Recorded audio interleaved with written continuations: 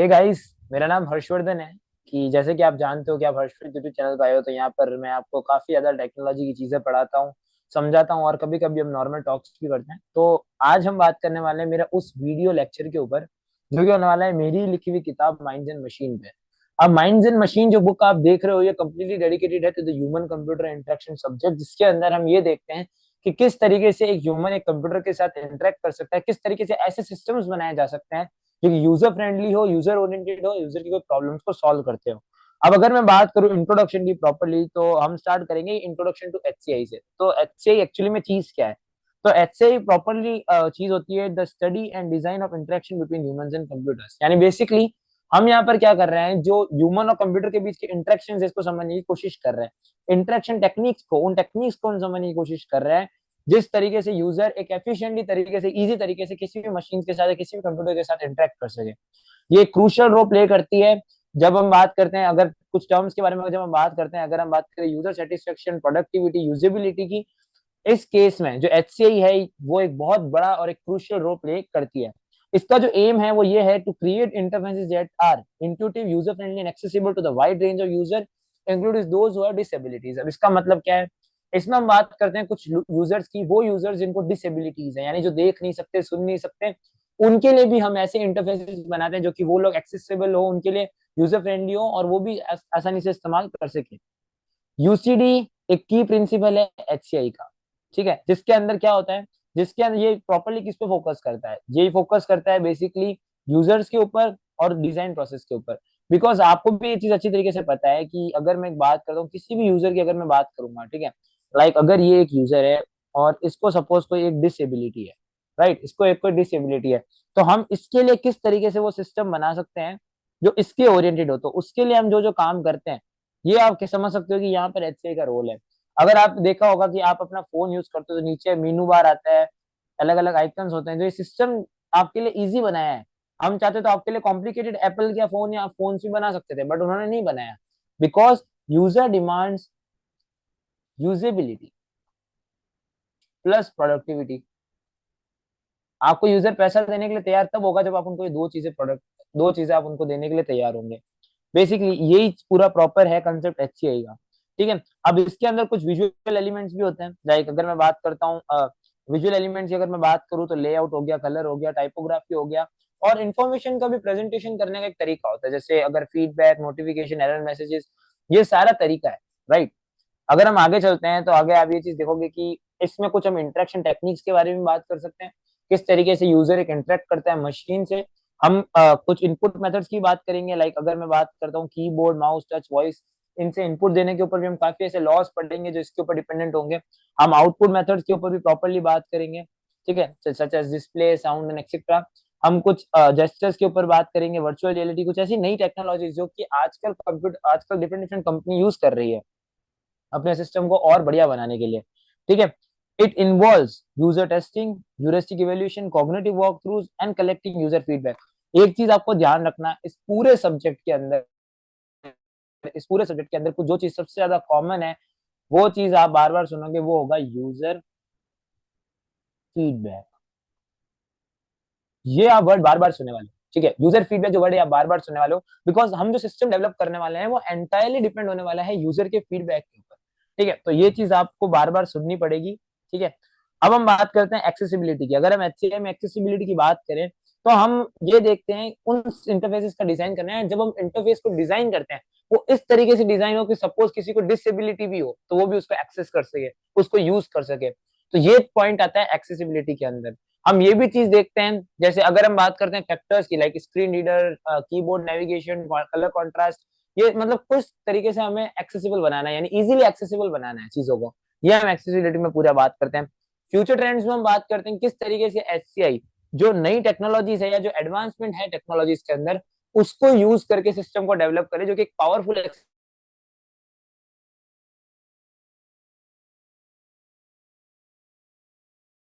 भी दे सके, ठीक है। लाइक अगर मैं करंट वर्ड की बात करूं तो इससे ज्यादा पॉपुलर है, राइट। तो ये चीज के बारे में बात करने वाले हैं। इथिकल कंसिडरेशंस में हम बात करेंगे, like privacy, data security, technology, ये जो चीजें होगी इसके बारे में भी हम बात करने वाले हैं, ठीक है। तो ये एक अलग टर्म, मजेदार टर्म है आपके लिए, तो ये भी आपको अच्छा लगेगा।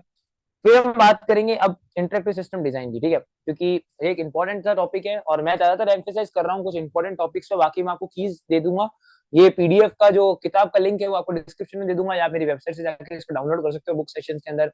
जैसे नॉर्मल सारी बुक्स में मेरी डालता हूँ, वैसे ही आप वहां से जाकर इसको डाउनलोड कर सकते हो। फ्यूचर में आपको किसके ऊपर बुक चाहिए आप कमेंट के अंदर लिखना, और आपको एक ई बुक उसको मैं प्रोवाइड करने की कोशिश करूंगा। अब अगर आप इस डायग्राम को देखते हो तो ये एक इंटरेक्टिव सिस्टम डिजाइन का आप ये मान सकते हो प्रोसेस के बारे में हमने बताया हुआ है, ठीक है। कैसे आप एक इंटरेक्टिव सिस्टम डिजाइन बना सकते हो, कैसे बनाओगे, लाइक कैसी इसकी शुरुआत होती है। तो इस चीज में हम शुरुआत करते हैं सबसे पहले रिक्वायरमेंट से, राइट। हम शुरुआत करते हैं रिक्वायरमेंट से कि यूजर की एक्चुअली में रिक्वायरमेंट क्या है। पहले हम ये देखने की कोशिश करेंगे कि पहले देखो, अगर इसको आपको स्टोरी से समझना है तो आपको स्टोरी से समझाने का कोशिश करता हूँ। लाइक आप ये मानते हो कि मेरे पास एक यूजर है, ठीक है, मेरे को इसके लिए डिजाइन करना है एक सिस्टम, ठीक है। सपोज कोई भी एक्सवाइजेड रीजन के लिए मेरे को इसके लिए एक सिस्टम डिजाइन करना है, तो मेरा यूजुअली प्रोसेस क्या रहना चाहिए। लाइक अगर मैं बात करता हूँ, सबसे पहले मैं क्या करूंगा, इससे इसकी रिक्वायरमेंट पूछूंगा कि भाई तेरे को चाहिए क्या। It is an important thing कि मेरे को सबसे पहले पूछना पड़ेगा उसकी रिक्वायरमेंट क्या है। एक बार उसकी रिक्वायरमेंट मेरे को पकड़ में आ गई, उसका मैं करूंगा एनालिसिस कि ये जो बोल रहा है उसमें से क्या चीजें पॉसिबल है और उसको कैसे तरीके से इंप्रूव कर सकते हैं। हो सकता है यूजर ने मेरे को 10 दिया हो, मैं उसको 100 बना सकूं। इसका मतलब ये समझ सकते हो कि अगर उसने मेरे को 10 इनपुट्स दिए हो बट मैं उसको और भी बेटर बना सकूं, ठीक है। तो पहले मैं उसकी रिक्वायरमेंट्स लेके उसका एनालिसिस करूंगा, और जब मैं उसका एनालिसिस करूंगा तब मैं आऊंगा नेक्स्ट स्टेप पे, डिजाइनिंग पे। एक बार जब मेरा प्रॉपरली चार्ट बन गया, एक एनालिसिस बन गया, तो अब जो नेक्स्ट स्टेप मेरा होने वाला है वो होगा डिजाइन का। मेरे को उसकी डिजाइन रेडी करनी होगी, राइट। तो अब मैं डिजाइनिंग में तैयार क्या करूंगा, डिजाइनिंग में सबसे पहले तैयार करूंगा एक प्रोटोटाइप, राइट। लाइक ऐसा तो है नहीं ना कि पूरा का पूरा सिस्टम मैं बना दूंगा। पहले मैं प्रोटोटाइप डेवलप करूंगा, और जब मैं एक बार उसको प्रोटोटाइप डेवलप कर दूंगा तो फिर मैं उसको वापस एनालाइज करूंगा उसी प्रोटोटाइप को कि क्या वो प्रोटोटाइप सही बना है। अगर वो सही बनता है तो मैं वापस उसको डिजाइन करूंगा, फाइनल प्रोडक्ट को डिजाइन करूंगा, और जब एक बार फाइनल प्रोडक्ट डिजाइन हो जाएगा तब मैं उसको इम्प्लीमेंट कर दूंगा, ठीक है। इम्प्लीमेंट कर दूंगा या डिप्लॉय कर दूंगा, जिसको आप बोलते हो। तो इस तरीके से मेरा पूरा प्रोसेस होता है कि इंटीग्रेटेड सिस्टम डिजाइन किस तरीके से करना। लाइक हम नॉर्मल टर्म्स में भी अगर बात करें, अगर आपने कोई सॉफ्टवेयर कंपनी देखी होगी तो वो भी इस तरीके से ही वर्क करती है। लाइक पहले रिक्वायरमेंट्स ली जाएगी, फिर उसको एनालिसिस किया जाएगा, देन उसका डिजाइनिंग की जाएगी, और पहले प्रोटोटाइप डिजाइन होगा, फिर उसको री एनालाइज किया जाएगा, फिर उसमें कोई और प्रॉब्लम आएगी तो उसको चेकआउट किया जाएगा, नहीं तो फाइनल चीज को डिजाइन करना स्टार्ट कर दिया जाएगा, फिर उसको इम्प्लीमेंट या डिप्लॉय कर दिया जाएगा। यही हमेशा प्रोसेस रहता है। अब ये एक इंपॉर्टेंट टर्म है जो कि बहुत ज्यादा इंपॉर्टेंट है और काफी लोग इसमें मिस आउट हो जाते हैं, जो कि है यूजेबिलिटी इंजीनियरिंग। अब ये बहुत, ये मान सकते हो इजी टॉपिक भी है और टफ टॉपिक भी है। किस तरीके से, लाइक यूजेबिलिटी इंजीनियरिंग एक्चुअली में है क्या, अगर हम इसको समझने की कोशिश करें तो यूजेबिलिटी इंजीनियरिंग एक तरीका है। किसका तरीका, सॉफ्टवेयर को और सिस्टम्स को बनाने का तरीका। Engineering means to create, right. Engineer करना यानी क्रिएट करना, बट किसके वजह से, लाइक इसमें दो चीजें है ना, यूजेबिलिटी और इंजीनियरिंग दोनों है। तो हमें क्या क्रिएट करना है, सॉफ्टवेयर या सिस्टम्स को क्रिएट करना है, ठीक है। विच इंक्लूड यूजर इंसेप्शन, यानी which are according to users, ठीक है। यानी मेरे यूजर्स के अकॉर्डिंग मेरे को क्या करना है, मेरा सिस्टम को प्रिपेयर करना है या तैयार करना है, ठीक है। Which include user Inception in a process and ensures the effectiveness of a product through the use of a suitability matrix. Suitability and matrix, इसका मतलब ये है कि हमें कुछ भी नहीं करना भाई। अगर मैं आपको वापस एक तगड़े तरीके से समझाऊं तो आप ये मान सकते हो यार, यहाँ पर एक मेरा यूजर बैठा हुआ है, ठीक है, यहाँ मेरा हमेशा की तरह एक यूजर है, और मेरे को इसके लिए सिस्टम बनाना है। जैसे मैंने ऊपर वाला एग्जांपल लिया उसको मैं कैरी फॉरवर्ड कर रहा हूँ। इसके लिए मेरे को अगर सिस्टम क्रिएट करना है, तो अब जो वो सिस्टम मैं बनाऊंगा, अगर मैं उसमें यूजर की इंसेप्शन को लेता हूँ, ठीक है, मैं यूजर्स की इंसेप्शन को ले रहा हूँ, और तो और मैं ये भी ध्यान रख रहा हूँ कि यूजर की जो इफेक्टिवनेस है, उस प्रोडक्ट की जो इफेक्टिवनेस है, यानी वो यूजर पे इफेक्ट डाल सके, ठीक है। यानी यूजर के अकॉर्डिंग उस प्रोडक्ट को डिजाइन कर रहा हूँ जिससे यूजर की नीड सॉल्व हो सके। और उसके लिए मैं क्या यूज करूंगा, कुछ एनालिटिक्स डेटा, जो आप यहाँ पर एनालिसिस वाला प्रोडक्ट प्रोसेस कर रहे हो। इसके लिए जो मैं एनालिसिस के लिए जो डेटा यूज करूंगा, उसमें मैं यूज करूंगा मैट्रिक्स का, राइट। यानी एक पर्टिकुलर चीज के लिए वो काम आ सके, और वो पर्टिकुलरली एनालिटिक्स पे बना वो पूरा का पूरा सिस्टम, ठीक है। यानी यूजर के इंस्ट्रक्शंस को यूज करके मैं सिस्टम को प्रोग्राम करूंगा या उसको बनाऊंगा, ठीक है। और ये जो पूरा खेल होगा, ये क्या एश्योर करेगा, वो जो सिस्टम होगा वो ये भी एश्योर करेगा कि वो जो पर्टिकुलर सिस्टम बनाया गया है वो प्रॉपर मेट्रिक्स को या प्रॉपर कैलकुलेशंस के साथ बनाया गया है, ठीक है। इस चीज के बारे में आपको ध्यान रखना है। यानी यूजर की यूजेबिलिटी के हिसाब से सिस्टम को डिजाइन करना, अगर मैं इस टर्म को लेके पूरा बोलूं, राइट। अब जो गोल्स क्या होता है, यूजेबिलिटी डिजाइन का गोल्स क्या होता है, इसको हम समझने की कोशिश करते हैं। तो इसके जो मेजर गोल्स होते हैं वो होते हैं पहले फंक्शनल गोल, ठीक है। अब इसको आप याद रख सकते हो ट्रिक से, लाइक अगर मैं आपको ट्रिक प्रॉपर्ली बताऊं तो मैं आपको ट्रिक के मामले से बताऊंगा। आपको याद रखना है FESFD, ये चीज है अगर मैं इसके फर्स्ट वर्ड को उठाता हूँ। बट अगर मैं इसको और इफेक्टिव तरीके से ट्रिक्स में याद करता हूँ तो आप इसको FEDSF से याद रख सकते हो, राइट। FEDSF, फेडसेफ, ठीक है। फेडसेफ में जो पहला मेरा स्टार्ट होगा, ठीक है, फेडसेफ में फेड्स एफ, राइट। फेडसेफ में जो मेरा पहली चीज है वो है फंक्शन, राइट। कि मेरा गोल क्या है कि जो मैं सिस्टम बना रहा हूँ वो फंक्शनल हो, दूसरा वो कैसा हो, एफिशिएंट हो यूजर के अकॉर्डिंग, क्योंकि हमने पहले ही बात कर ली कि हमें एफिशिएंसी उसकी बना के रखनी है प्रोडक्ट की, लाइक। तो पहला क्या होगा, फंक्शनल होना चाहिए वो प्रोडक्ट यूजर के हिसाब से, एफिशिएंट होना चाहिए, एक डिलाइटफुल एक्सपीरियंस क्रिएट करना चाहिए यूजर को। मतलब आपको पता है, लाइक अगर मैं बात करूं एप्पल को जब स्टीव जॉब्स रन करते थे, तो उस समय भी क्या होता था कि वो कहते थे कि आईफोन को आप इस तरीके से डिजाइन करो ना जिससे आईफोन किसी के हाथ में हो ना उसको एक रॉयल फीलिंग दे, उसको एक पावरफुल फील हो, राइट। तो डिलाइटफुल एक्सपीरियंस हो गया। एस यानी सेफ, ऐसा ना कि फट जाए, राइट। ऐसा ना हो कि आपने कोई फोन बनाया फट गया, नहीं, सेफ होना चाहिए, आपका डेटा लीक ना हो, एरर ज्यादा नहीं आए, ठीक है। और तो और वो क्या होना चाहिए, फ्रेंडली होना चाहिए, यूजर फ्रेंडली। इट मीन्स कि इजी टू नेविगेट, लाइक अगर मैं आपको व्हाट्सएप खोलना है, राइट, तो आज आप क्या करते हो कि आप एक शॉर्टकट रखते हो उससे खोल देते हो। बट अगर ये चीज नहीं होती तो आपको कितना डिफिकल्ट होता है, आपको बार बार ऐप सेक्शन में जाके सर्च करके खोलना पड़ता है। तो यूजर के हिसाब से फ्रेंडली हो, ये चीज को आपको ध्यान रखना है, यही गोल्स होते हैं यूजिबिलिटी इंजीनियरिंग के। अब यहाँ पर हम अगर मैं बात करूँ तो तीन कंपोनेंट्स होते हैं यूजिबिलिटी के, इफेक्टिवनेस, एफिशिएंसी और सेटिस्फेक्शन। इसके ऊपर पूरा खेल होता है, ठीक है। ये आपको चीज ध्यान रखनी होगी, ठीक है। अगर मैं वापस रिपीट करूं तो यूजेबिलिटी के अंदर तीन चीजों को आपको ध्यान रखनी है, तीन चीजें इसके मेजर कंपोनेंट्स हैं यूजेबिलिटी के। पहला है इफेक्टिवनेस, ठीक है, क्योंकि आप देख रहे हो कि हर जगह हम इफेक्टिवनेस का बहुत बड़ा रोल देख रहे हैं, ठीक है। तो effectiveness, efficiency and it should be satisfied, like satisfaction होना चाहिए यूजर को, ठीक है। तो ये चीजों का आपको ध्यान रखना है। इफेक्टिवनेस, अगेन रिपीटिंग, तीन जो मेजर कंपोनेंट्स हैं यूजेबिलिटी इंजीनियरिंग के या यूजेबिलिटी के, अगर मैं बात करूं तीन कंपोनेंट्स के, effectiveness, efficiency and satisfaction, right. तो इस चीजों का आपको ध्यान रखना है। अब थ्री यूज्ड वर्ड्स यानी three use that must be true for the product to be successful are, यानी जो तीन वर्ड्स यूज किए जाते हैं, तीन यूज्ड वर्ड्स हैं जो कि हर प्रोडक्ट में होने ही चाहिए अगर हम उसकी सक्सेस के बारे में बात करते हैं, राइट। तो वो कौन से वर्ड होंगे, लाइक अगर मैं बात करता हूँ उसके ऊपर, तो वो जो तीन वर्ड होंगे वो होंगे, पहला useful, your product should be useful। ऐसा नहीं हो कि आपने कुछ भी बना दिया which doesn't making any sense, like it doesn't make any sense like to the future, कि आपने एक ऐसी चीज बना दी जो पड़े पड़े गिर रही है, तो ये कोई सेंस नहीं बना रही, मेरे को इसका कोई मतलब नहीं है, ठीक है। तो जो एक टास्क हो उसको पूरा करना चाहिए आपको, सिस्टम या कोई भी मशीन आपने बनाई है, it should be useful, it should B usable, यानी उसको आराम से यूज किया जाए, ऐसा नहीं है कि उसको इतना कॉम्प्लिकेट बना जाए कि उसको यूज करना ही भारी पड़ रहा है, ठीक है। और यूज्ड, ठीक है, यानी पीपल को, मतलब जो भी लोग है वो चाहे उसको यूज करना, इतना वो सुंदर हो, like useful, used and usable. ये चीजें जो तीन यूज्ड वर्ड्स हैं ये किसी भी प्रोडक्ट में होने चाहिए अगर आप उसकी एफिशिएंसी या उसकी सक्सेस के लिए डिमांड करते हो, राइट। तो यहाँ पर यूजेबिलिटी के बारे में आपको एक्सप्लेन कर ही चुका हूँ। यूजेबिलिटी स्टडी के बारे में अगर बात करें तो यहाँ पर हम बेसिकली बात करते हैं इंटरेक्शन, किसके बीच में इंटरेक्शन, पीपल, प्रोडक्ट और एनवायरमेंट, ठीक है।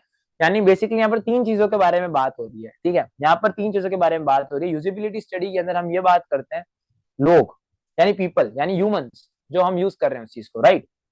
प्रोडक्ट्स जो हम बना रहे हैं एंड एनवायरमेंट। आपने देखा होगा कि लाइक अगर मैं लेनोवो की केस स्टडी जो अभी मैंने बीच में दी थी आपको, आप चैनल पे जाके देख सकते हो, तो लेनोवो की केस स्टडी में भी आपने देखा था कि लेनोवो भी प्रॉपर्ली किस चीज पे फोकस कर रहा था, लाइक एनवायरमेंटल फ्रेंडली थिंग्स बनाने पे, राइट। उन्होंने बोला था कि 2030 तक वो इतना ज्यादा एनवायरमेंटल फ्रेंडली कर देंगे चीजों को जिससे ज्यादा एनवायरमेंटल इश्यूज ना हो, राइट। तो यहाँ पर उन्होंने क्या चीज देखी, पहला तो उन्होंने देखा कि अच्छे से अच्छा प्रोडक्ट डिवेलपर और लोगों को तो पीपल हो गया, second thing is product which they are developing and third is the environment which they are concerning about, right. So ये जो तीन चीजें हैं, interaction between the people, products and environment, इन तीनों को जब हम मर्ज करते हैं then it comes the study of usability, right.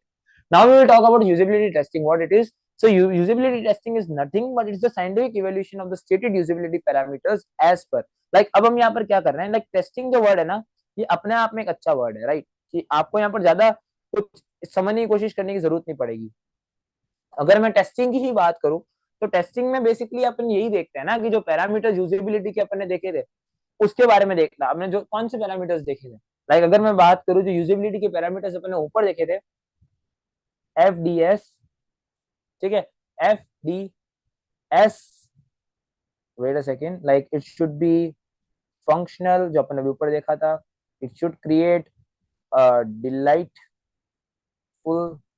Experience, right, it should be friendly even, ठीक है, ये अपन ने देखा था, फ्रेंडली होना चाहिए, डिलाइटफुल एक्सपीरियंस करना चाहिए, फंक्शनल होना चाहिए, it should be safe, right, and it should B F D F S, और एक और था, it should be efficient, right.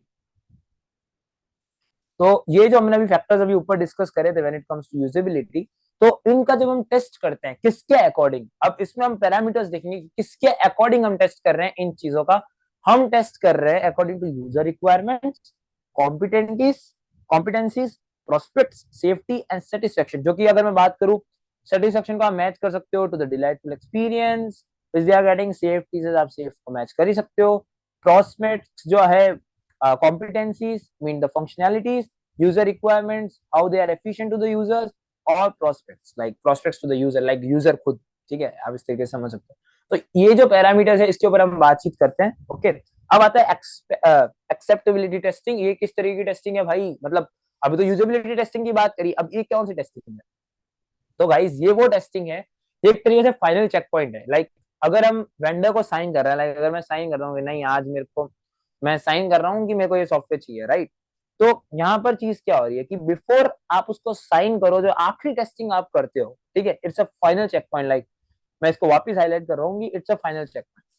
इसके बाद आप इसको वापस रीचेक नहीं करते हो, आप although you are good to go for the maintenance and operation stuffs, but when you will do और finalize the product before selling, like it's a final check, you can see like that, like is it acceptable to the vendor or not, so it's a final check point. So before signing off to the vendor, it's a final testing which you are doing, and that testing is basically known as the acceptability testing, right? ये एक चीज के बारे में आप समझ गए। अब हम बात करते हैं अगर सॉफ्टवेयर इंजीनियरिंग के बारे में, तो सॉफ्टवेयर इंजीनियरिंग आपको पता है खुद ही अपने आप में ब्रांच है, सबसे पहले तो स्पेशलाइजेशन होती है, बट हम इसको to be precise in a capsule समझाने की कोशिश करेंगे। तो यहाँ पर बेसिकली हम बात करते हैं to design, develop and the preservation of software, यानी हम किसी भी सॉफ्टवेयर को डिजाइन कर रहे हैं, डेवलप कर रहे हैं और उसको प्रिजर्व करने की कोशिश कर रहे हैं, राइट, कि वो खराब ना हो या उसमें कोई एरर्स या वायरसेस ना आए। तो अब ये पूरा जो प्रोसेस है जिसमें हम इस पूरे सॉफ्टवेयर को डेवलप करने की कोशिश कर रहे हैं, that complete stuff is known as the software engineering, right, from starting to the requirement analysis to the operation and maintenance in the creation of a process, that complete cycle is turned under the one roof which is software engineering, right? तो software engineering के अंदर ही हम ये सारे काम करते हैं। तो जो सबसे पहला काम हम सॉफ्टवेयर इंजीनियरिंग में करते हैं वो है requirement satisfaction, like requirement specification, like जैसे मैंने आपको बताई था ऊपर भी अपन ने यूजेबिलिटी इंजीनियरिंग में बात करी थी कि एक यूजर है, इसको मेरे को कोई सॉफ्टवेयर बना के देना है, तो इस सॉफ्टवेयर को बनाने के लिए मैं क्या चीज करूंगा, सबसे पहले मैं क्या करूंगा, जो पहला मेरा स्टेप होगा जो कि मैं परफॉर्म करूंगा वो करूंगा रिक्वायरमेंट स्पेसिफिकेशन, यानी पहले मैं क्या करूंगा, रिक्वायरमेंट लूंगा यूजर की, फिर मैं क्या करूंगा, फिर मैं एक आर्किटेक्चर डिजाइन बनाऊंगा,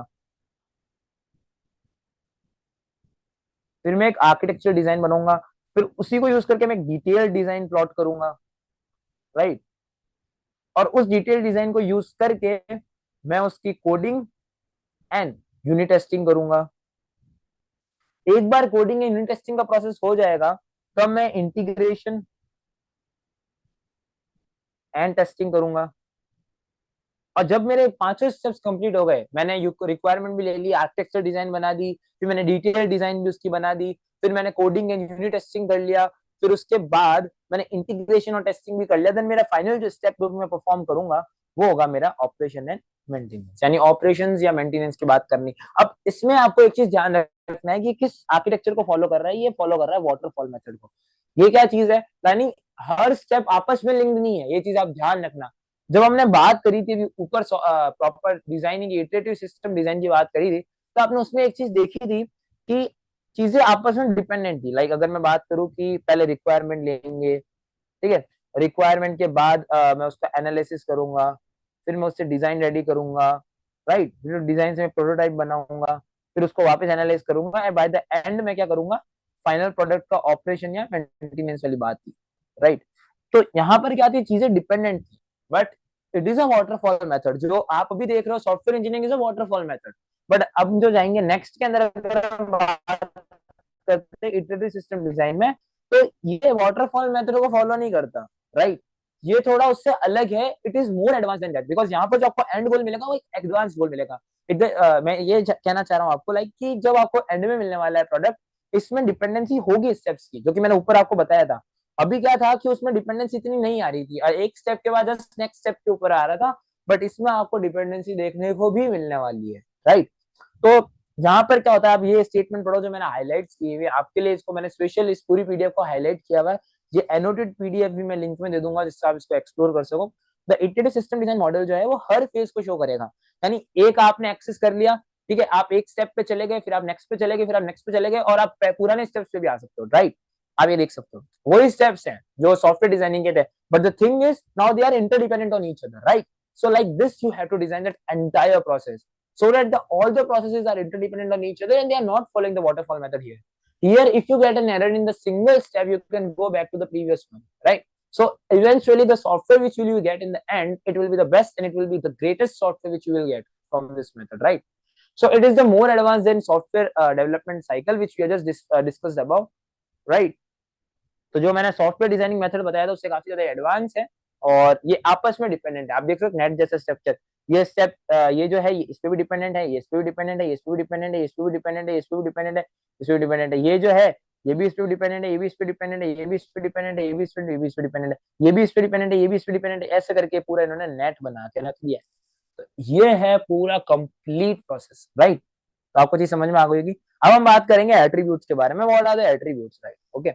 So attributes are nothing but they are basically the characteristics based on which we are going to judge the system, right? So it, आप ये समझ सकते हो, they are the parameters eventually which we have discussed before, but it is other than that, right? तो attributes are none other, they are basically the characteristics जिसके ऊपर हम एक सिस्टम को जज करने वाले हैं, ठीक है। आप ये मान सकते हो ये वो टेस्टिंग के नियम है जिसपे हम सिस्टम को जज करेंगे कि क्या वो हमारे लिए यूजेबल है या वो हमारे लिए यूजेबल नहीं है, राइट। तो यहाँ पर हम 5 पैरामीटर्स के बारे में मेजरली बात करने वाले हैं। पहला होगा measuring concept, then it will discuss about measuring method, then we will discuss about the now level, then we will discuss about the plan level, and in next we will call about the best case, right. तो हम शुरुआत करने वाले हैं measuring concept से। तो measuring concept basically क्या है, आप ये मान सकते हो it is abstract but clear description of N attribute. यानी कोई भी एट्रीब्यूट है उसका क्या करना है, यानी क्लियर, आप ये मान सकते हो उसका एक क्लियर एक्सप्लेनेशन होना चाहिए, यानी उसका जो भी फीचर है प्रोडक्ट का उससे क्लियर एक्सप्लेनेशन होना एक बहुत इंपॉर्टेंट है। मेजरिंग मेथड यानी, अब आप जैसे सॉफ्टवेयर है, लाइक अगर मैं बात करता हूँ गेमिंग सॉफ्टवेयर का, तो उस गेम में कितना एफपीएस का वो है, कितनी रैम वी रैम वो कंज्यूम कर रहा है, तो ये सिटी भी मेजरिंग मेथड्स के अंदर आ चुकी है, right. Then we talk about the plan level. तो it consist of a solution और a design for the problem, यानी आपने प्रॉब्लम के लिए जो भी चीज डिजाइन करी है, जो भी चीज आपने बनाई है, वो प्लान लेवल के अंदर आती है, right. Then we will talk about the now level.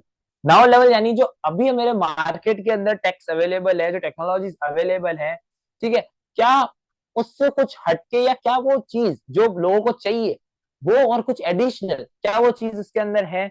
अगर मैं बात करूँ एक और फैक्टर की, जो कि वर्स्ट केस, वर्स्ट केस यानी आपका जो आइडिया, जो भी आपने प्रोडक्ट बनाई है, वर्स्ट केस में कैसा परफॉर्म करेगा। ऐसा नहीं होना चाहिए कि वर्स्ट केस में आपका डिवाइस कोई हार्म करने लग जाए, then it is of no use, because if you will get a condition like worse, then eventually your software will disarm your, it will provide major harm to your CPU, right?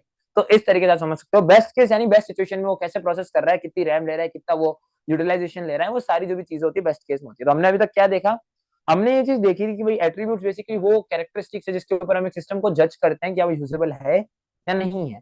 यहाँ पर हम 5 parameters की बात करते हैं। पहले measuring concept की बात करते हैं, जिसके अंदर हम ये देखते हैं कि जो भी सिस्टम हम बना रहे हैं वो एक्चुअली में है क्या, राइट। फिर हम देखते हैं मेजरिंग मेथड, यानी कौन से पैरामीटर्स है जिसको हम बात करने वाले। फिर नाउ लेवल कि भाई अभी क्या है मार्केट की। उससे पहले हम देखते हैं प्लान लेवल, यानी जो मेरा सोल्यूशन मैंने बनाया है उसका क्या डिजाइन बना है, क्या प्लान है, मेरा क्या प्लान है, अभी क्या है। फिर हम देखते हैं वर्स्ट केस, वर्स्ट में क्या होगा, फिर देखते हैं बेस्ट की, बेस्ट में कैसा होगा, ठीक है। अब देखते हैं drawbacks of usability engineering. Usability engineering से भी कुछ ड्रॉबैक्स होते हैं, लाइक इसमें आप ये समझ सकते हो कि यूजिबिलिटी इंजीनियरिंग के आप ये ड्रॉबैक समझ सकते हो कि we do not have a proper calculation, first of all, like this is a major drawback, right, कि हमारे पास कोई भी प्रॉपर कैलकुलेशन नहीं होती शो करने के लिए यूजिबिलिटी इंजीनियरिंग में, ठीक है। And details, we can not create the usability matrix, यानी हमारे पास अगर कोई प्रॉपर कैलकुलेशन वगैरह नहीं होती है तो उसकी वजह से हम एक यूजिबिलिटी मैट्रिक्स क्रिएट ही नहीं कर पाते, right? Do you understand this thing? Okay. Next thing is, here we are ignoring the architectural concern which is important for judging the usability. हम यहाँ पर एक इंपॉर्टेंट कंसेप्ट को अगेन मिस आउट कर गए यूजिबिलिटी इंजीनियरिंग में, जो की है आर्किटेक्चरल कंसर्न, राइट। तो ये कुछ है मेजर ड्रॉबैक्स यूजिबिलिटी इंजीनियरिंग के, कि हमारे पास पहले से यूजिबिलिटी मैट्रिक्स नहीं बना पाते, और नेक्स्ट क्या है कि हम हमारे आर्किटेक्चरल कंसर्न को पूर्ण रूप से क्या कर रहे हैं, इग्नोर ही कर रहे हैं, ठीक है। ये चीज हो गई। अब हम बात करेंगे इटरेटिव डिजाइन एंड प्रोटोटाइपिंग के ऊपर, कि क्या ये कंसेप्ट है, कैसे ये वर्क करता है। तो बेसिकली प्रोटोटाइपिंग का मतलब क्या होता है, अगर मैं आप लोगों से पूछूं तो आपको पता है कि अगर सपोज इसका नाम मुकेश है, ये एक लड़का है, इसका नाम है Mukesh, okay, do not get offended guys, इसका नाम मुकेश है। अगर आप में से कोई भी मुकेश है, हेड्स ऑफ टू यू, आप कमेंट में लिखना। अगर ये बंदा मुकेश है और यहाँ पर इसको लिए मेरे को एक सॉफ्टवेयर बनाना है, ठीक है, इसने बोला मेरे लिए आपको एक गेम बनाना है, let's suppose it is an Spiderman game. अभी यहाँ पर आप ये मत बोलना कि मार्वल के पास राइट्स हैं, ये ही नहीं, मैं एक जनरल बात कर रहा हूँ, ठीक है। एक स्पाइडरमैन का गेम बनाना है, ठीक है, और मेरे को इसको डिलीवर करना है। नाउ द थिंग इज कि उसको बनाने से पहले मैं क्या करूंगा, एक छोटा सा गेम बना के उसको दूंगा कि इसको आप एक बार देखो कि आप इसी तरीके के गेम की बात कर रहे हो। आपकी मैंने सबसे पहले रिक्वायरमेंट्स को ली, उस रिक्वायरमेंट्स को लेके मैंने उसका एनालिसिस किया, उससे मैंने उसका एक डिजाइन किया, प्रोटोटाइप, ठीक है। और जब वो प्रोटोटाइप डिजाइन हुआ तो आपके पास में वापस लेके आया एनालाइज करने के लिए, ओके। तो अब आप एनालाइज करोगे कि यार नहीं, इसमें आप ये इंप्रूवमेंट कर सकते हो, नहीं मेरी नीड्स जो थी वो इससे थोड़ा एडवांस है, थोड़ा और इसको अच्छा करो, तो वापस रीडिजाइन करेंगे प्रोटोटाइप को। तो इस तरीके से साइकिल चलेगा। जब एक बार उसने एक्सेप्ट बोल दिया, फिर next step is deployment. Simple operation, आप ये ऑपरेशन कर सकते हो, और जिसको डिप्लॉय करना है, मेजर गोल अपना डिप्लॉय करना है, राइट। सो मैंने यहाँ पर इनिशियली क्या किया, we have created the sketches and this is nothing but the prototyping in a software engineering models. When we want कि कंप्लीट फंक्शनलिटी प्रोडक्ट बना, उससे पहले एक छोटा उसका बनाना, एक प्रोटोटाइप बनाना, एक छोटा सा मॉडल बनाना जो कि उसी सारी फंक्शनलिटीज को शो करे जो कि वो बड़ा मॉडल शो करेगा, उसको हम प्रोटोटाइप बोलते हैं, right. Software engineering models that can have the complete range of functionalities of projected system, यानी जो मेरा प्रोजेक्टेड सिस्टम्स है उसकी जैसी सारी फंक्शनलिटी एक छोटे से मॉडल में कंप्रेस करके दिखाना आपको, कि just for the sake of your analysis part, उसको हम प्रोटोटाइप बोलते हैं। It's a trial and partial design which helps the user in testing design ideas without executing a complete system, यानी बिना उस पूरे सिस्टम को एग्जीक्यूट करने के पूरा उसको एग्जीक्यूट करना ही नहीं है, ठीक है, मतलब पूरा उसको बनाने से पहले ही आप एक बार छोटा सा बना के उसको दिखाते हो, प्रोटोटाइप होता है। अब यहाँ पर स्केचेस भी प्रोटोटाइप हो सकता है, कैसे, अगर आपने किसी मार्वल की मूवी देखी होगी, लाइक अगर मैं बात करता हूँ, आपने शेंगची देखी, ठीक है, अपकमिंग अभी बात चल रही है कि भाई गैलेक्टस आने वाला है मार्वल में, तो जो गैलेक्टस आएगा सबसे पहले इसका क्या तैयार होगा, स्केचेस रेडी होंगे, ठीक है, कि उसकी अपीयरेंस कैसी होगी, ठीक है। फिर हम उसका एक क्या बनाएंगे, एक उसका, अब ये मान सकते हो हम इसका एक छोटा मॉडल बनाएंगे, ठीक है, आप उस मॉडल को कंसेप्ट आर्ट भी बोल सकते हो, कि कुछ गैलेक्टस इस तरीके से दिखने वाला है। फिर उसको हम क्या करते हैं, डिजाइनिंग में डालते हैं, यानी उसकी जो ओरिजिनल कॉस्ट्यूम्स हैं वो एक्टर को स्नैप अप लेके बना के उसको पहना के देखेंगे कि क्या ये सूट हो रहा है गैलेक्टस पे, कि क्या है। अगर इसमें कोई दिक्कत आएगी तो वापस स्केचेस पे जाके डिजाइन करना स्टार्ट करेंगे। तो स्केचेस भी प्रोटोटाइप का पार्ट हो सकते हैं इस वे में, राइट। यहाँ पर हम जो सबसे पहले बात करेंगे वो हम बात करने वाले हैं थ्रो बैक प्रोटोटाइप के ऊपर। अब यहाँ पर थ्रो बैक प्रोटोटाइप क्या होता है, it's the simplest and smaller implementation of the big project, right. वो तो होता ही है प्रोटोटाइप, जो मैंने आपको बता ही दिया। It contains all the details which we have created so that the user get the experience of how the final work will look, जो कि प्रोटोटाइप की डेफिनेशन है, जो कि मैं आपको बता ही चुका हूँ। अब यहाँ पर क्या खेल है, मेरी बात सुनो, देखो आपने क्या किया, नीड ली, ठीक है, रिक्वायरमेंट्स ली, आपने प्रोटोटाइप बिल्ड किया, उसको आपने इवेल्युएट किया, फिर अगर वो आपके लिए एडिक्वेट है तो आपने फाइनल पे चले गए, अगर नहीं है तो आपने वापस प्रोटोटाइप बिल्ड करना स्टार्ट कर दिया। ये जो पूरा प्रोसेस है थ्रो बैक प्रोटोटाइपिंग कहते हैं।